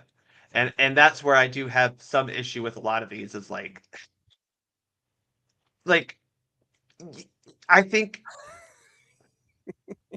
if the result of this would not have been a penalty kick, right? Because basically what happens is, I think if I'm remembering correctly, it's a shot that's deflected that's going out of bounds, and they're trying to like not give up a corner kick, Right? because obviously you don't want to give up a corner kick to Arsenal. No. I think is the timeline of this. I get it, but we're not worried about a goal being scored from this thing. The ball is literally on the goal line. I mean, 20 feet from the goal. Mm-hmm. If the outcome of said foul or infringement would not be a penalty kick, I think you're seeing this given. And that's not a conspiracy. That's just me going, I think it's silly that stuff like this, the result would be a penalty kick because this has nothing to do with scoring a goal. There's not an Arsenal player, I think, even in the still frame they pulled from Getty. It's just the third person in the queue. It's literally Yeah. it's Aina, Elliot Anderson, and then an Arsenal player behind. So who's Match Center says ref's call of no penalty checked and confirmed with it deemed that the ball was played off Aina's shoulder first while his arm was also in a natural position. And that is a key factor here. I'm not going to get into which part of the shoulder it was, but we are trying to reduce our handball calls when it touches a playable part of the body before touching the hand in a natural position, right? Not arms spread wide open like, a Creed song, but in a natural position, which is where I think this arm was very clearly in a natural position. Also, yes, David, Riley Jackson, also in Atlanta, a Metro Atlanta native. So we got 3 girls up there at the over there. Yes. Over there. Over. I worried myself. Over there. Over there. West. I'm looking west actually right now. Over there. Yeah, over there. Okay. All right. What's up good for them? Yeah. So what's up with Soccer for USPod? Well, we got 2 matches coming up in the short spell, so we'll be doing a recap of the women's national team matches after they complete, giving our takes and kind of, again, look, it's a World Cup qualification year for the U.S. women's national team. So we are looking at everything now with an eye of, okay, well, what does that team look like?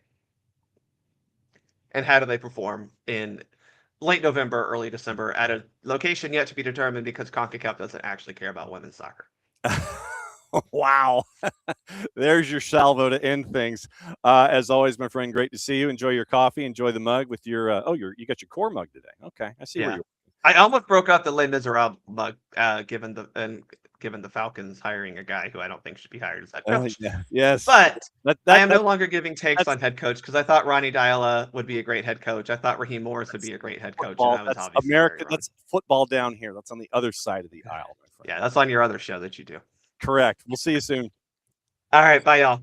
There goes Bart Keeler. Hot tag. Since we believe in hot tags, we're going to go hot tag. We're going to make the jump from the middle of the ring, and we are going to dive and try to get the hot tag. And it's time to bring in Daniel Sperry, our friend from the Kansas City Star, because dude's been kind of busy. Good to see you, my friend. It's good to see you as well. Yeah, it's been pretty busy lately, right? Yeah, I wanted to bring you in on multiple fronts because we have to talk sporting. We have to talk current. And there's stuff to talk about on the field and off the field and all the things as we get ready with folks now going into training camp and all of this. I will let you call it. Where do you want to start? You want to start sporting or do you want to start current? Let's start with the current, because I think sporting's got a lot more to it in everything that's going on over there. So, all right. So as we are traditionally, and we are glad that you are of this as well. We believe in chivalry first. So being these chivalrous sorts that we are, let's talk current. And it was, then we'll go. Yes, proper hydration. That's always good. We believe in that too. You have a team that was absolute gangbusters in the NWSL, and I mean it was a horizon job. As for those who watch the America's Cup like I do, it was a horizon job. Literally, you're looking at the other boat, and they are like 3 markers ahead, and it is nuts. And then injuries happen late in the year, and they get bounced, and then Vlatko goes upstairs, and then you're trying to figure what was the end of the season like. I guess we'll go end of season. We'll go great regular season, injuries, postseason, booted, Vlatko upstairs. What was that all about? What was that like? Yeah, it's pretty wild. I think what has interested me in this is like trying to figure out why the choice now to do it. I think for the most part the current felt that what they had in place had started to put into place was a very stable system that should survive any one person.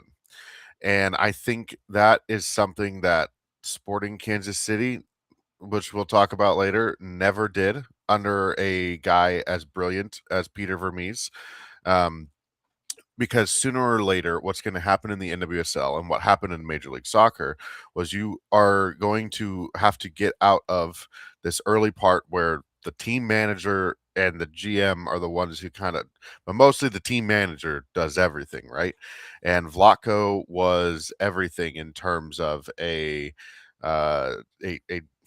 final decision maker on all things soccer. He was the head coach of the first team. There is scouting things that he has to be a part of. There's this that he has to be a part of. There's team meetings that he has to be a part of. There are so many things. And so when you as a club are kind of embarking on this like global brand thing where the current did buy a team over in Norway, and I'm sure they will attempt to buy more women's pro soccer teams around the U.S. or not around the world. NCOs is the thing, man. Yep, it is. And that is, but they also are in a spot now where they've kind of created this like whole multi-club system locally, where the youth clubs are kind of feeding, or in an alliance that's kind of feeding in towards the current and towards a KC Current Academy. Okay, so now we're starting to build an academy model that doesn't exist in the NWSL. So now the sporting director thing is just more than like, let me pick the players I want for the first team and you go figure out the contracts, GM. It is, whoa, I got to manage a lot of this and manage style of play across these kinds of things. And so I think that kind of enticed Vlatko that idea of kind of embarking on a never done before project, because let's face it, he has done everything you can do as a coach, as a head coach in women's soccer. Outside of lift the Women's World Cup, he has won a head coach of the year multiple times. He's won an NWSL Shield now. He has won multiple NWSL championships. He has coached the women's national team. He's done pretty much everything you can do as a women's soccer coach in the US right now. So I think the idea, the move enticed him, and it opened up and kind of led to where we are now, where he is up above, and Chris Armas is, of all people, is coaching the Kansas City Current. It's a bit of a whiplash, I think. I don't won't even attempt to like claim that I saw it coming, because it's absolutely ridiculous to see any of this coming. I was as stunned as the next person when the report came and a phone call came from the Current about what was going on. But I see the vision. I kind of understand it. I'm interested in how this head coaching thing's going to work out more than I am worried about anything else that's going on at the club at the moment. So, and we were looking at, well, since you mentioned Chris Armas, I'll go here before I have player discussion. So we thought it was an interesting jump for Armas to go from Major League Soccer. And, we were kind of sitting there going, okay, well, you're wondering if Colorado would have been patient enough with Armas, then you would have gotten that, but they decided they didn't want to. So Chris Armas goes to the NWSL. Well, I mean, that's an interesting vibe that you're looking at there, seeing a named coach in Major League Soccer go to the NWSL for the team that everyone is chasing after off the top.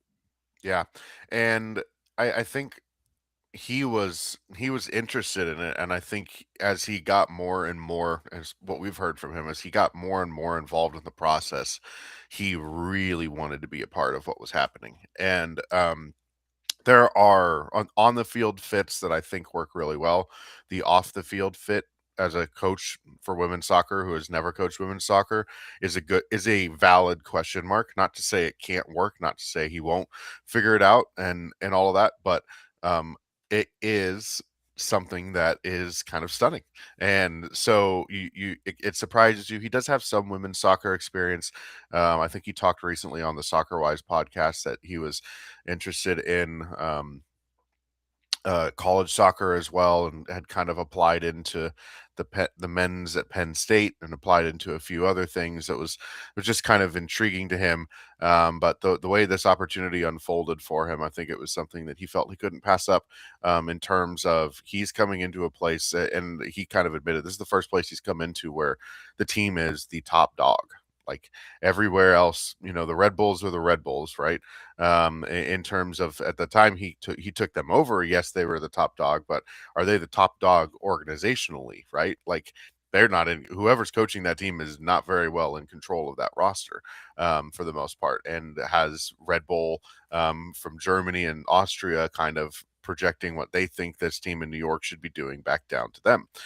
He goes to Colorado, where Colorado has been a dumpster fire for a couple of years, and immediately takes him to the playoffs and spent 2 weeks. In the entire 2 years, the Colorado Rapids were only out of a playoff spot for 2 weeks, and that was the 2 weeks that knocked him out at the end of the season.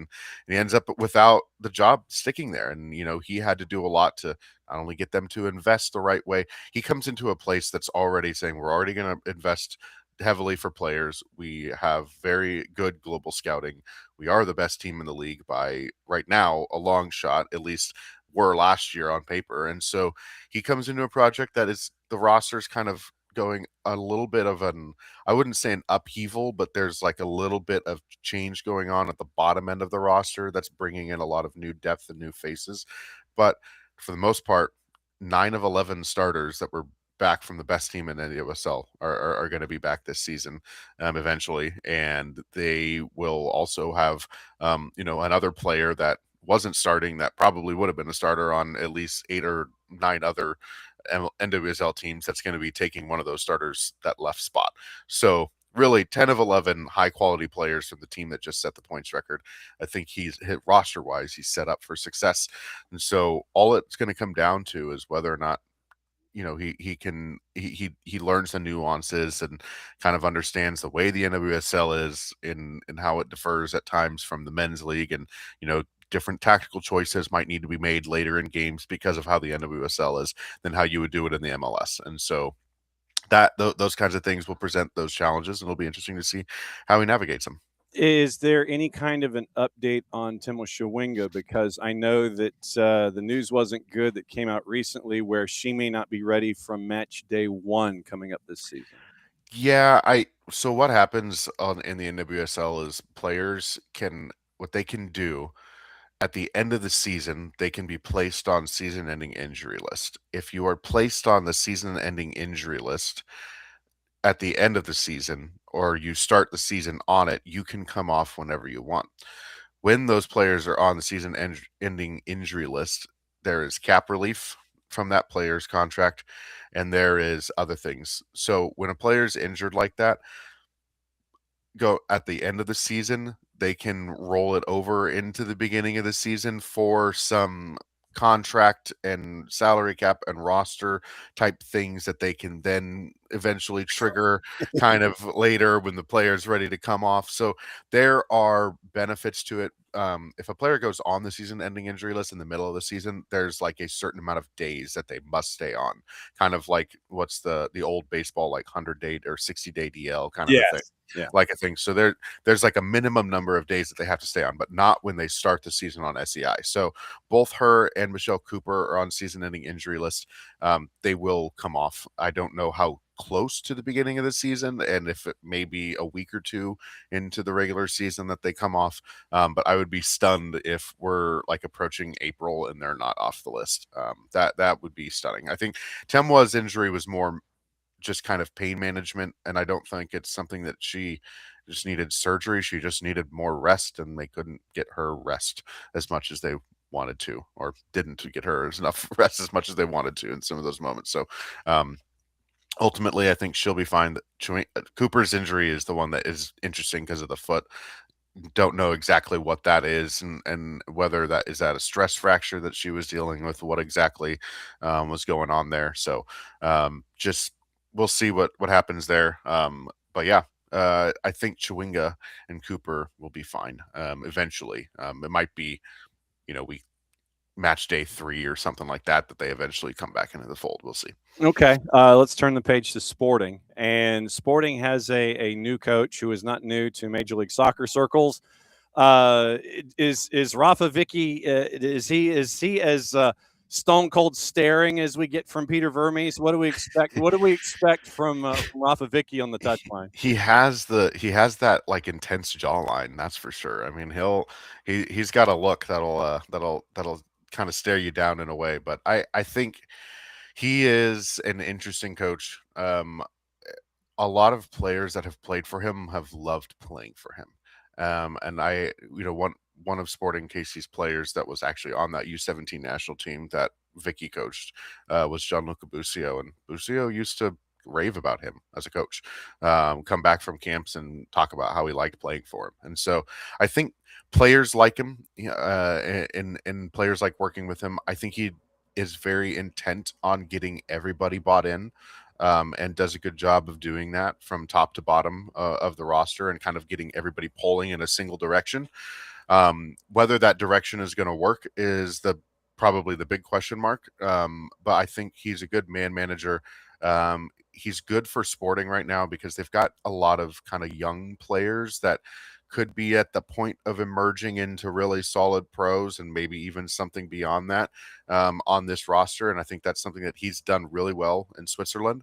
And as this league has changed over time, it's good for those players to get some of that experience. If you recall his time at Chicago, Gaga Slanina came through, Brian Gutierrez, who just went down to Chivas, started to come through, and he was pushing and giving him minutes and stuff like that. So Sporting has a couple of interesting youngsters that are sort of breaking into that first team that I think he fits really well. And then, I also, you just have to look at the situation, right? Chicago Fire at that time, especially, was just the Chicago Fire, right? It was a kind of a laughing stock in a way.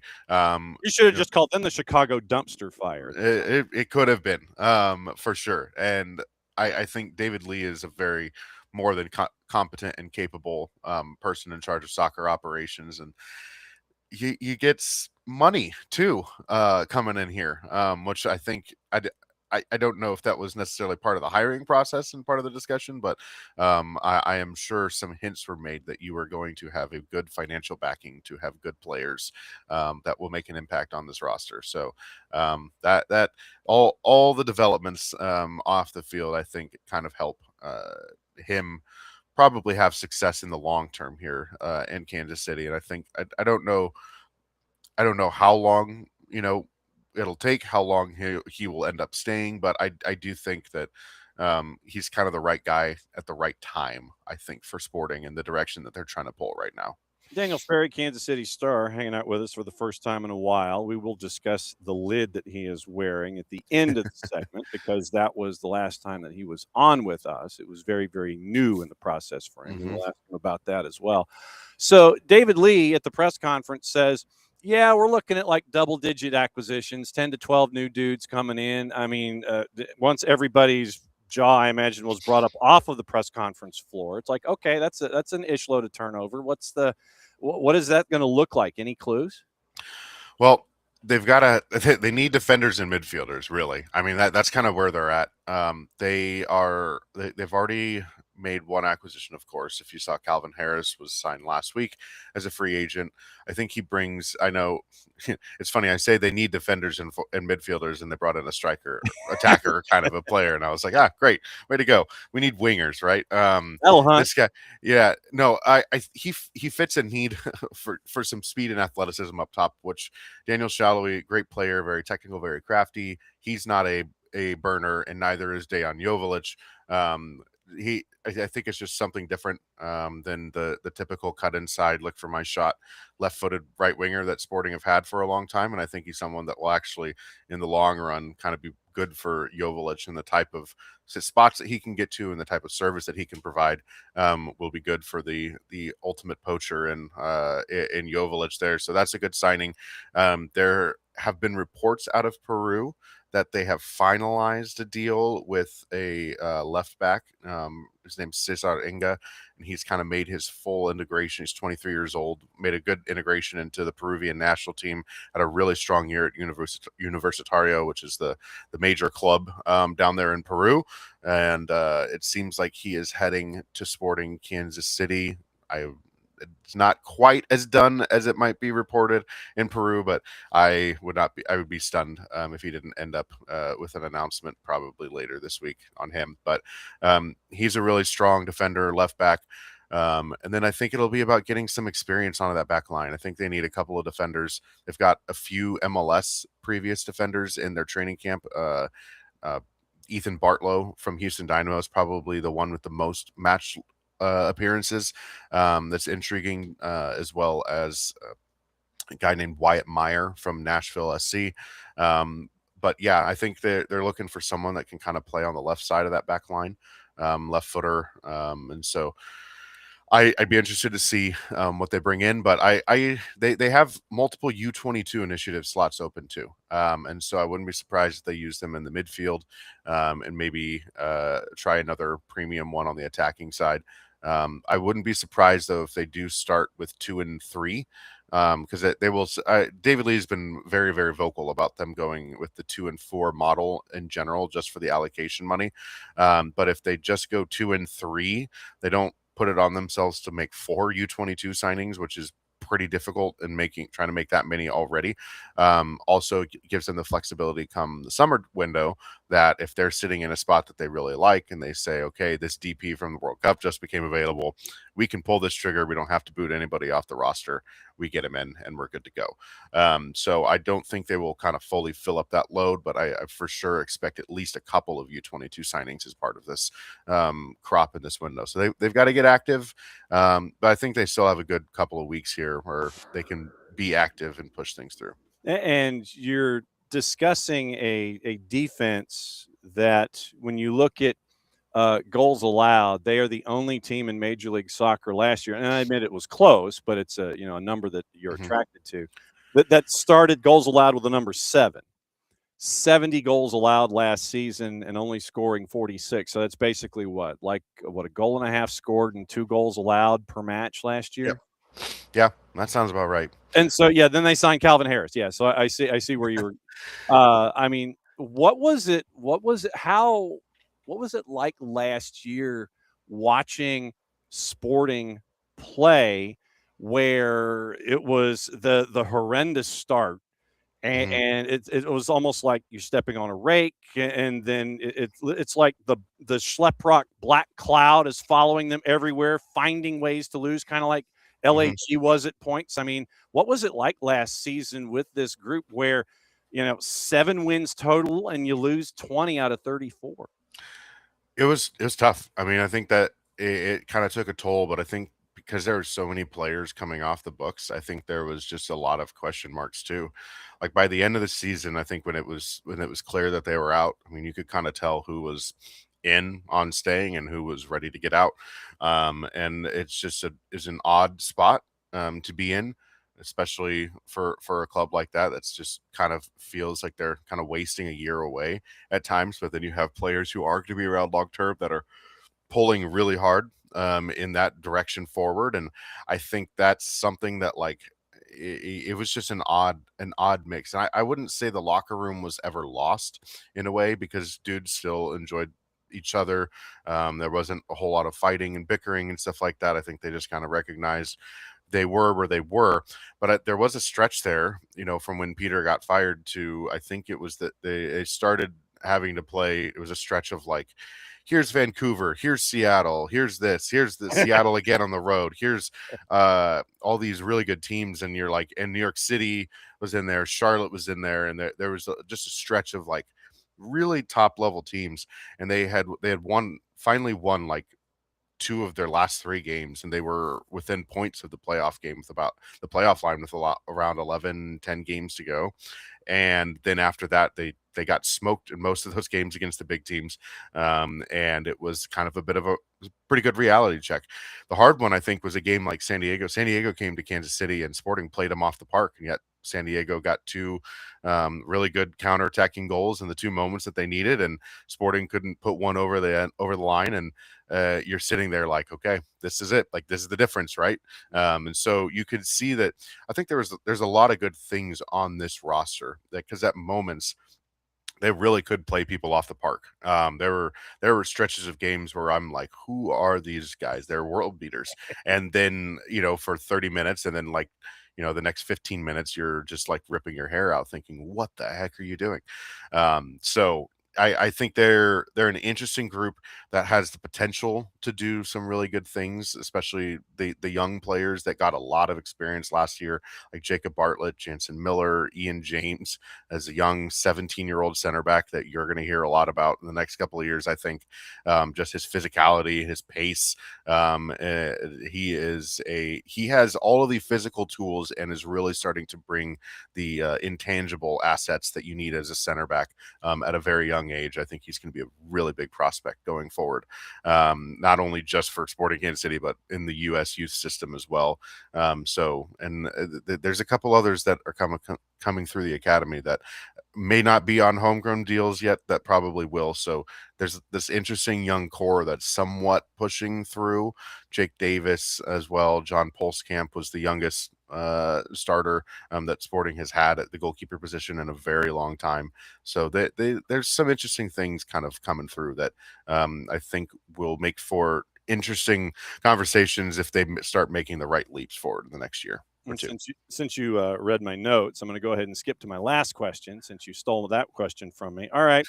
Last time you were here, the lid that you were wearing, and for those just listening on the audio side of things, it is a lid that has the word DAD on top. Oh, yes. And I believe last time you were with us, you were a new DAD, because you had a producer on for your segment when you were with us. So how old now? So the youngest one is now 9 months. Wow. She is 9 months. She was born 7 weeks early, and she's absolutely killing it. She is kind of the right size as they're supposed to be. She's hit all the right growth charts and all that kind of stuff. So we're pretty happy with how that one's gone. I got this in Florida. We spent about 2 weeks in Florida over the Christmas break time, which was wonderful. Not in Kansas City, sun, beach, warmth. I found this hat in a store and I was like, you know what? I like this. So we'll pick it up. But yeah, things are going great there. It's been a lot of fun.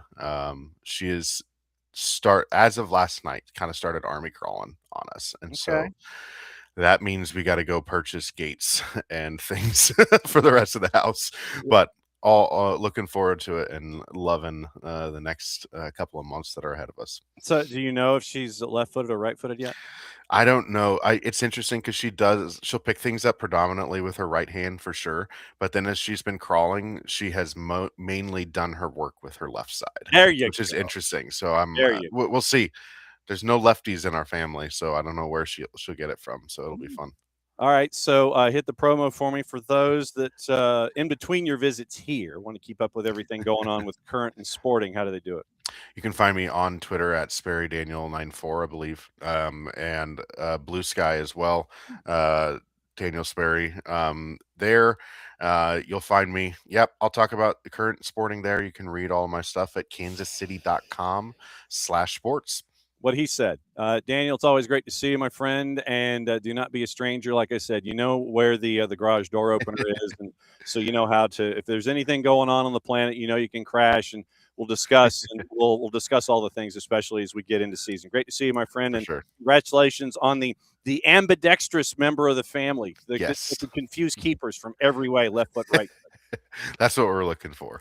Thanks, man. You bet. Daniel Sperry, everybody. Great to see you. And there we go. So Daniel's going to go back to being a dad until he has another deadline to file. It's like, we got to work that left foot. Work that, get the lefty in there. But I will say this. If she's got lefty and righty going, she's going to confuse it. She won't even have to go to camp to figure out how to. It's like, all right, what's your weaker foot? Don't have one, bruh. Hit me. It's pretty much how it's going to be. So great to catch up with Daniel and see what's going on there in Kansas City, because a bunch of different things going on, like I said, with the current and with sporting and with a 9-month-old. And so it was great to catch up with him. All right. So what do we have left on the table other than what to watch, where to watch it, how to watch it? Yes, we have to discuss this. With what went down, and I will go through and catch up with all of you folks and on all of your thoughts. Have a marvelous Monday yourself, Abby, and don't go anywhere near the Hard Rock. Considering there's going to be like 98,000 people there, don't go near the Hard Rock. All right.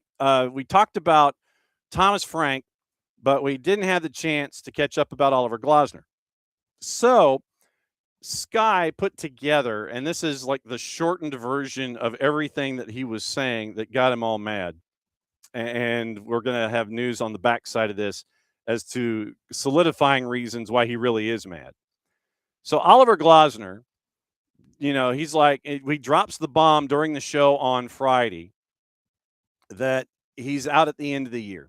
My contract's over. I'm not coming back. So, okay, we get it. But they had been mentioning this as far back as like October, November. So then they lose to Sunderland on the weekend. And he just opens up. He literally just, grabs the howitzer and just starts loading shells. And so here's the greatest hits of his post-match presser, courtesy of our friends at Sky Sports News, about how hot Oliver Glasner is about the state of affairs right now at Crystal Palace. Heart gets torn out twice in a season, one day before a game. With Eze in summer, with Gay now. It's tough to survive, and that's how it feels right now. We feel that we are being abandoned, no support. If Crystal Palace is fine to end the season like this, with Oliver Glasner, with another manager, I don't know, I don't care. And they are fine with this, okay, they can do it. For me, it feels we just wait when all the players are back. It will be okay. We got 42 points at the end, it's all good, it's fine. But it's not how we are acting. Can you stay at the football club when you were this unhappy until the end of the season? Yes, because the players deserve it. The players and the fans deserve it 100%. So, for me, it's now to fight with these players to get the results back. Again, it's not that we're far away from getting a point or winning, but it's they deserve Oliver Glasner to be their leader. And this is, but for me, and also to protect them, then I have to say it in public, because just saying it behind closed doors obviously makes no sense. When I arrived and watched the team, and you will agree, the best 4 players before we arrived, with Olise, Eze, and the 2 centre backs, with Andersen and most experienced one and Mark Gay. They have gone now. That's tough for every club in the world, for every club. So, and then to think, okay, we sold last year and they got it done, played the best season and they won the FA Cup, it's all good, and we continue doing like this. You will get the bill. You will get the bill.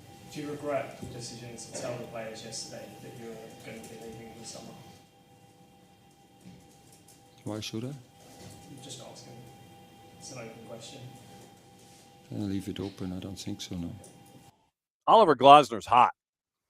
Understandably so. And we have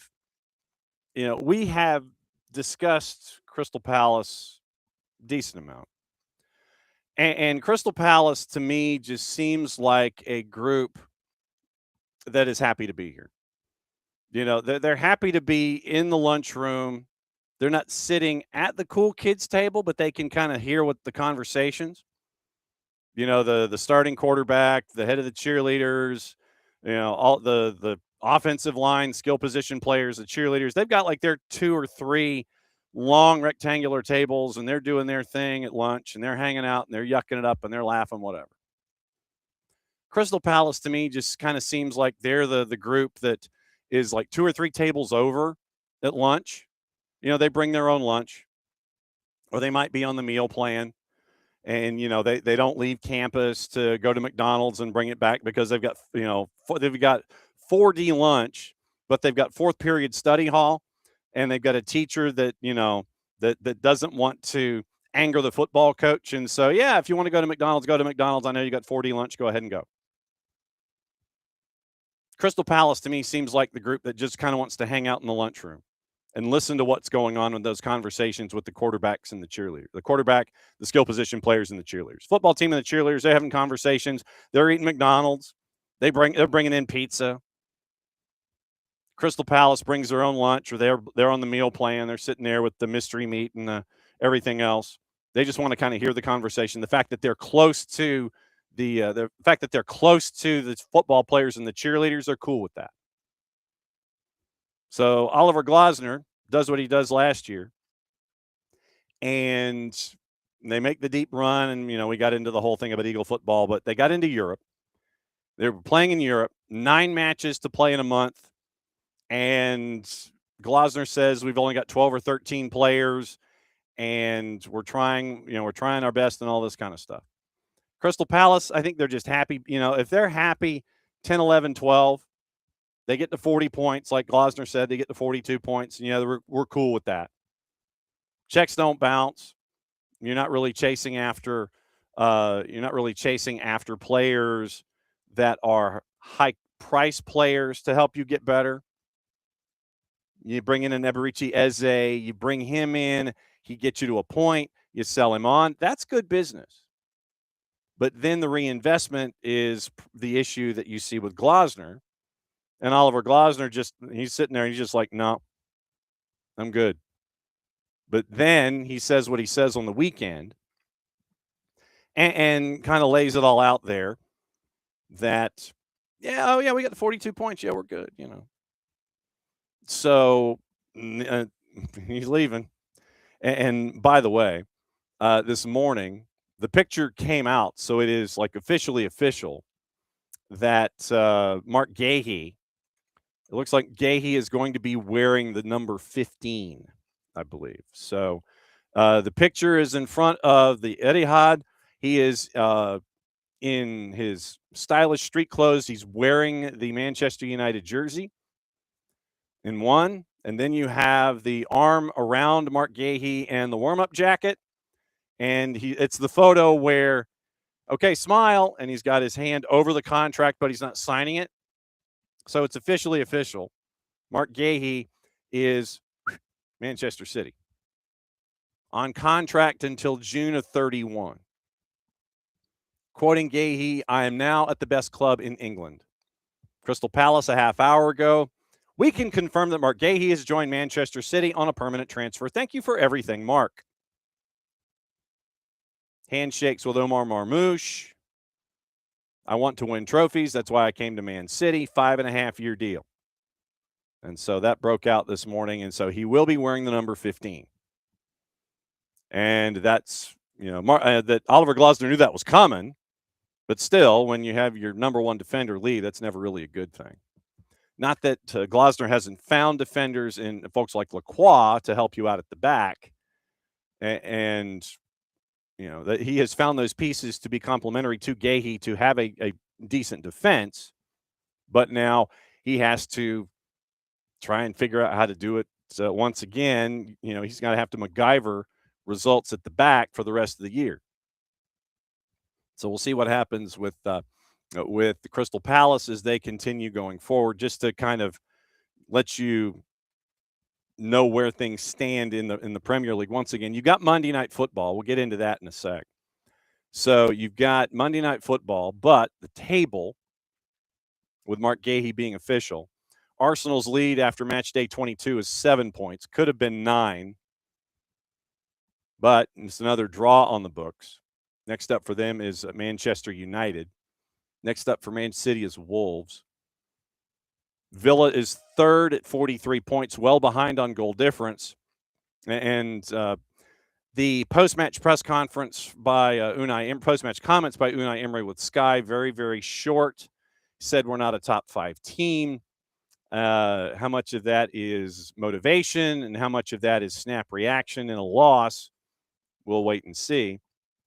But the subsequent comments that Emery gave to the club, didn't play well, and you tip your hat to the winners in that situation. So Villa third at 43 points. They had a chance to go north of Manchester City. They did not. But that's your number one group. So it's Arsenal being chased by Man City and Aston Villa.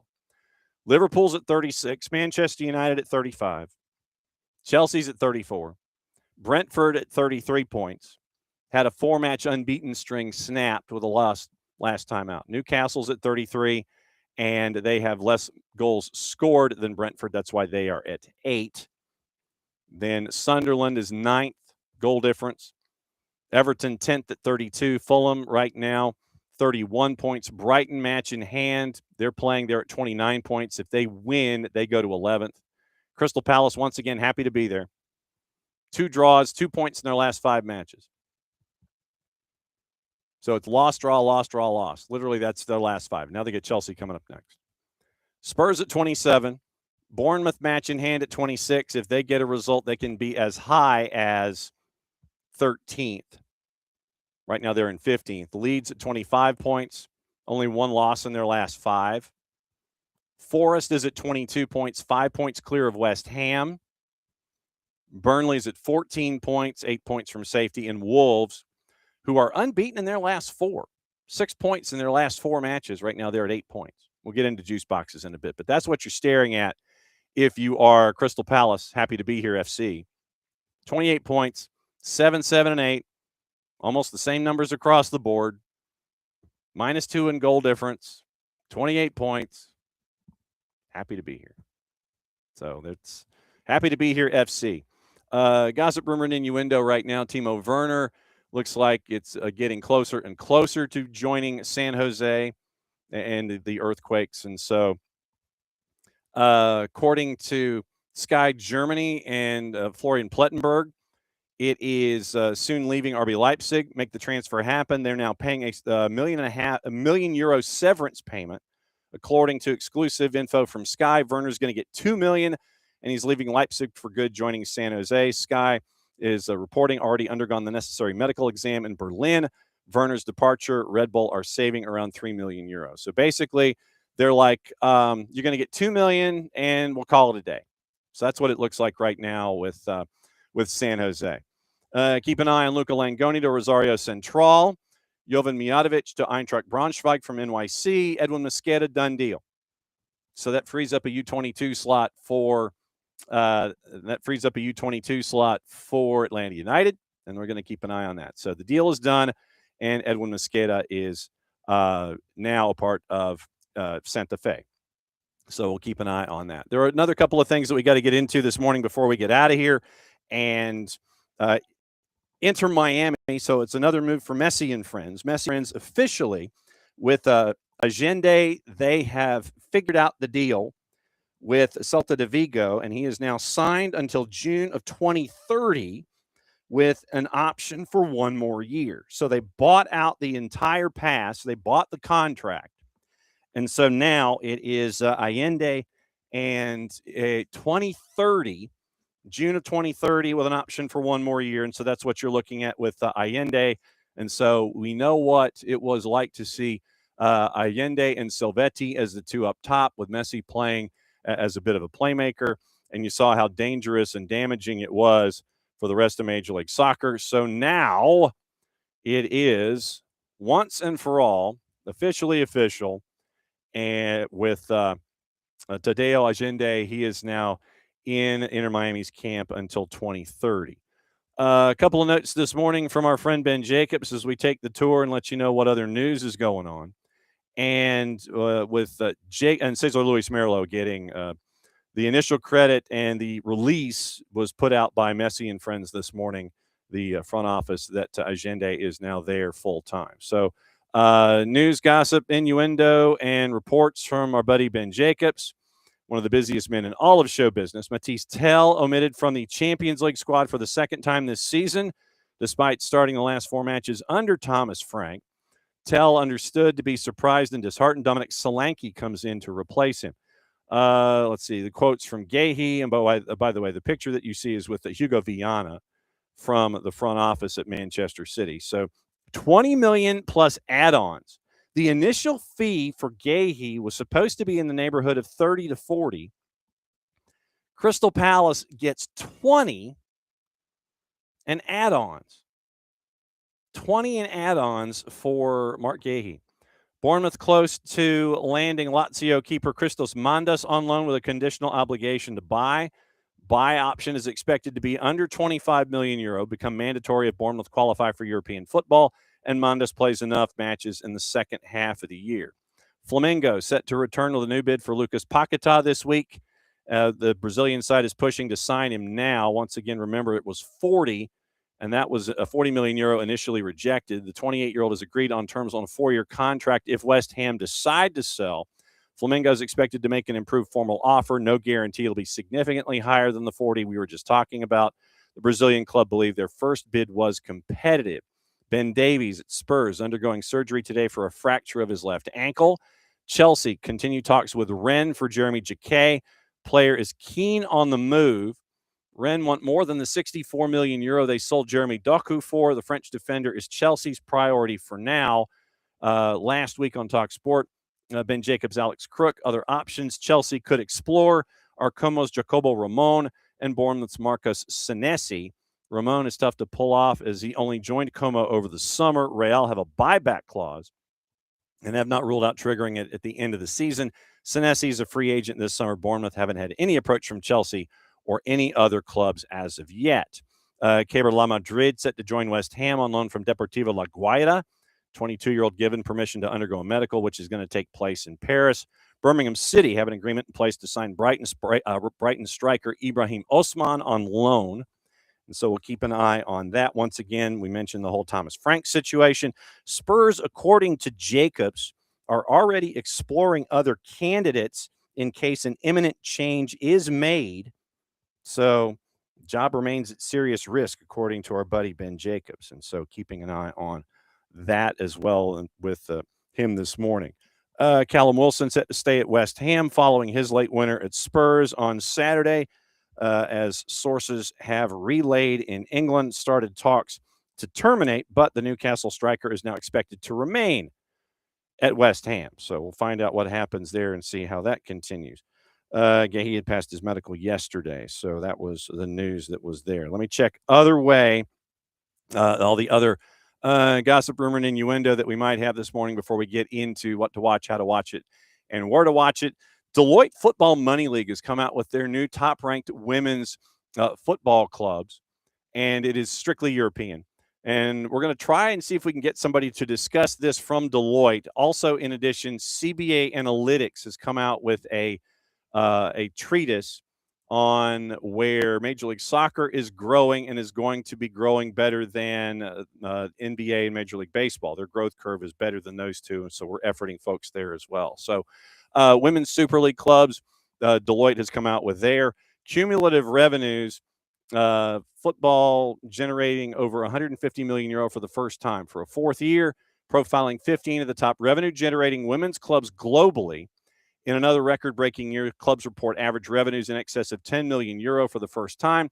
Cumulative revenues of 158 million, marking an increase of 35% on last year's total.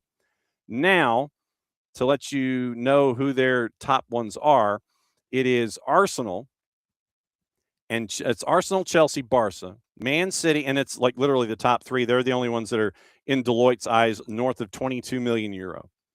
Then you've got three that are also in 12 to 13 million euro range: City, United, Real Madrid. Then the others that are the top 15 are all from 3 million euro to 8 million euro: Villa, Liverpool, Bayern Munich, Spurs, Eintracht Frankfurt, PSG, Everton, Sanfrecce, Hiroshima, Regina, and Inter Milan. So those are the top 15, the top Football Money League 26 women's clubs. And what I want to ask about the Sports Business Group is, where does the NWSL come in? If Angel City is evaluated at the figures that they are, nine figures to the left of the decimal, I know that a lot of it has to do with revenue generation and what you are looking at from TV revenue and such. It is match day revenue, broadcast revenue, and commercial revenue. So it would be the revenue of women's football. Okay. So the revenue of women's football clubs in other key markets, Australia, Sweden, and the U.S., was not made available, so it's not included in the analysis.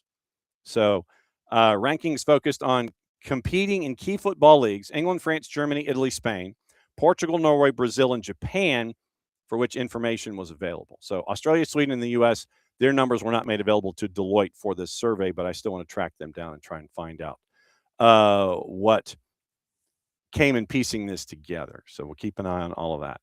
Also, let's see. Let's go to the other gossip, rumor, and innuendo that's on the board, and we will find out what else are we missing here. So that, and we go here, and we go here. So let's see if we missed anything this morning. All right. Chelsea vindicated to Real Madrid they would sell Enzo Fernandez this year. United prepared to rival Napoli and Atletico de Madrid for João Gomes from Wolves. Nottingham Forest Elliot Anderson and Crystal Palace's Adam Wharton also on United's list of targets for the summer. Spurs and Manchester United have made contact with former Barca manager Xavi Hernandez. Forest in talks with Napoli over a loan deal for striker Lorenzo Luca, who could join permanently. That's from Fabrizio Romano. Crystal Palace have rejected Juve's approach for Jean-Philippe Mateta. That's from Calcio Mercato. Barcelona looking at Mikel Arteta and Luis Enrique as future candidates to manage the club, but they want Hansi Flick to stay as long as possible, the REO Sport. Bournemouth and West Ham interested in Real Betis winger Pablo Garcia, 19, prepared to pay the £26 million buyout clause. Zinchenko at Arsenal, scheduled to have a medical before a loan move to Ajax. Besiktas set to pay Wolves £13 million for defender Emmanuel Agbadou, including a loan fee and a mandatory purchase. That comes from Turkey. Everton and Fulham leading contenders for Wolfsburg's winger Patrick Wimmer. Leeds negotiating with Werder Bremen over a £13 million move for Austrian midfielder Romano Schmid from Fabrizio Romano. Jeremy Monga, 16-year-old English winger with Leicester. Chelsea and Manchester City are interested.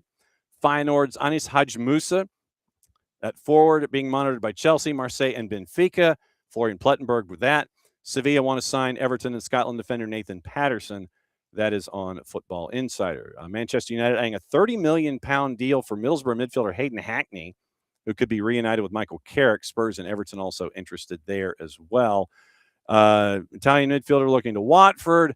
Coventry City diverting a striker to QPR for £500,000. Birmingham City, August Priest. The Blues looking at Ibrahim Osman. Portsmouth, 6 figures, looking at a defender. Let's see, Sheffield Wednesday, Stoke, Swansea, and Millwall. Okay, so that looks like that covers everything with the rumor mill, or at least the report mill. The team that I was trying to find out with the Kansas City Current, Danish club HB Køge. And HB Køge split their men's team and their women's team, and the Current were just like, no, we'll just take the women's team. And so Angie and Chris Long, they want to do the MCO thing. You mentioned Daniel Sperry had mentioned that, and I was trying to figure out who it was that they had picked up. But they picked up HB Køge, and that is now a part of their model.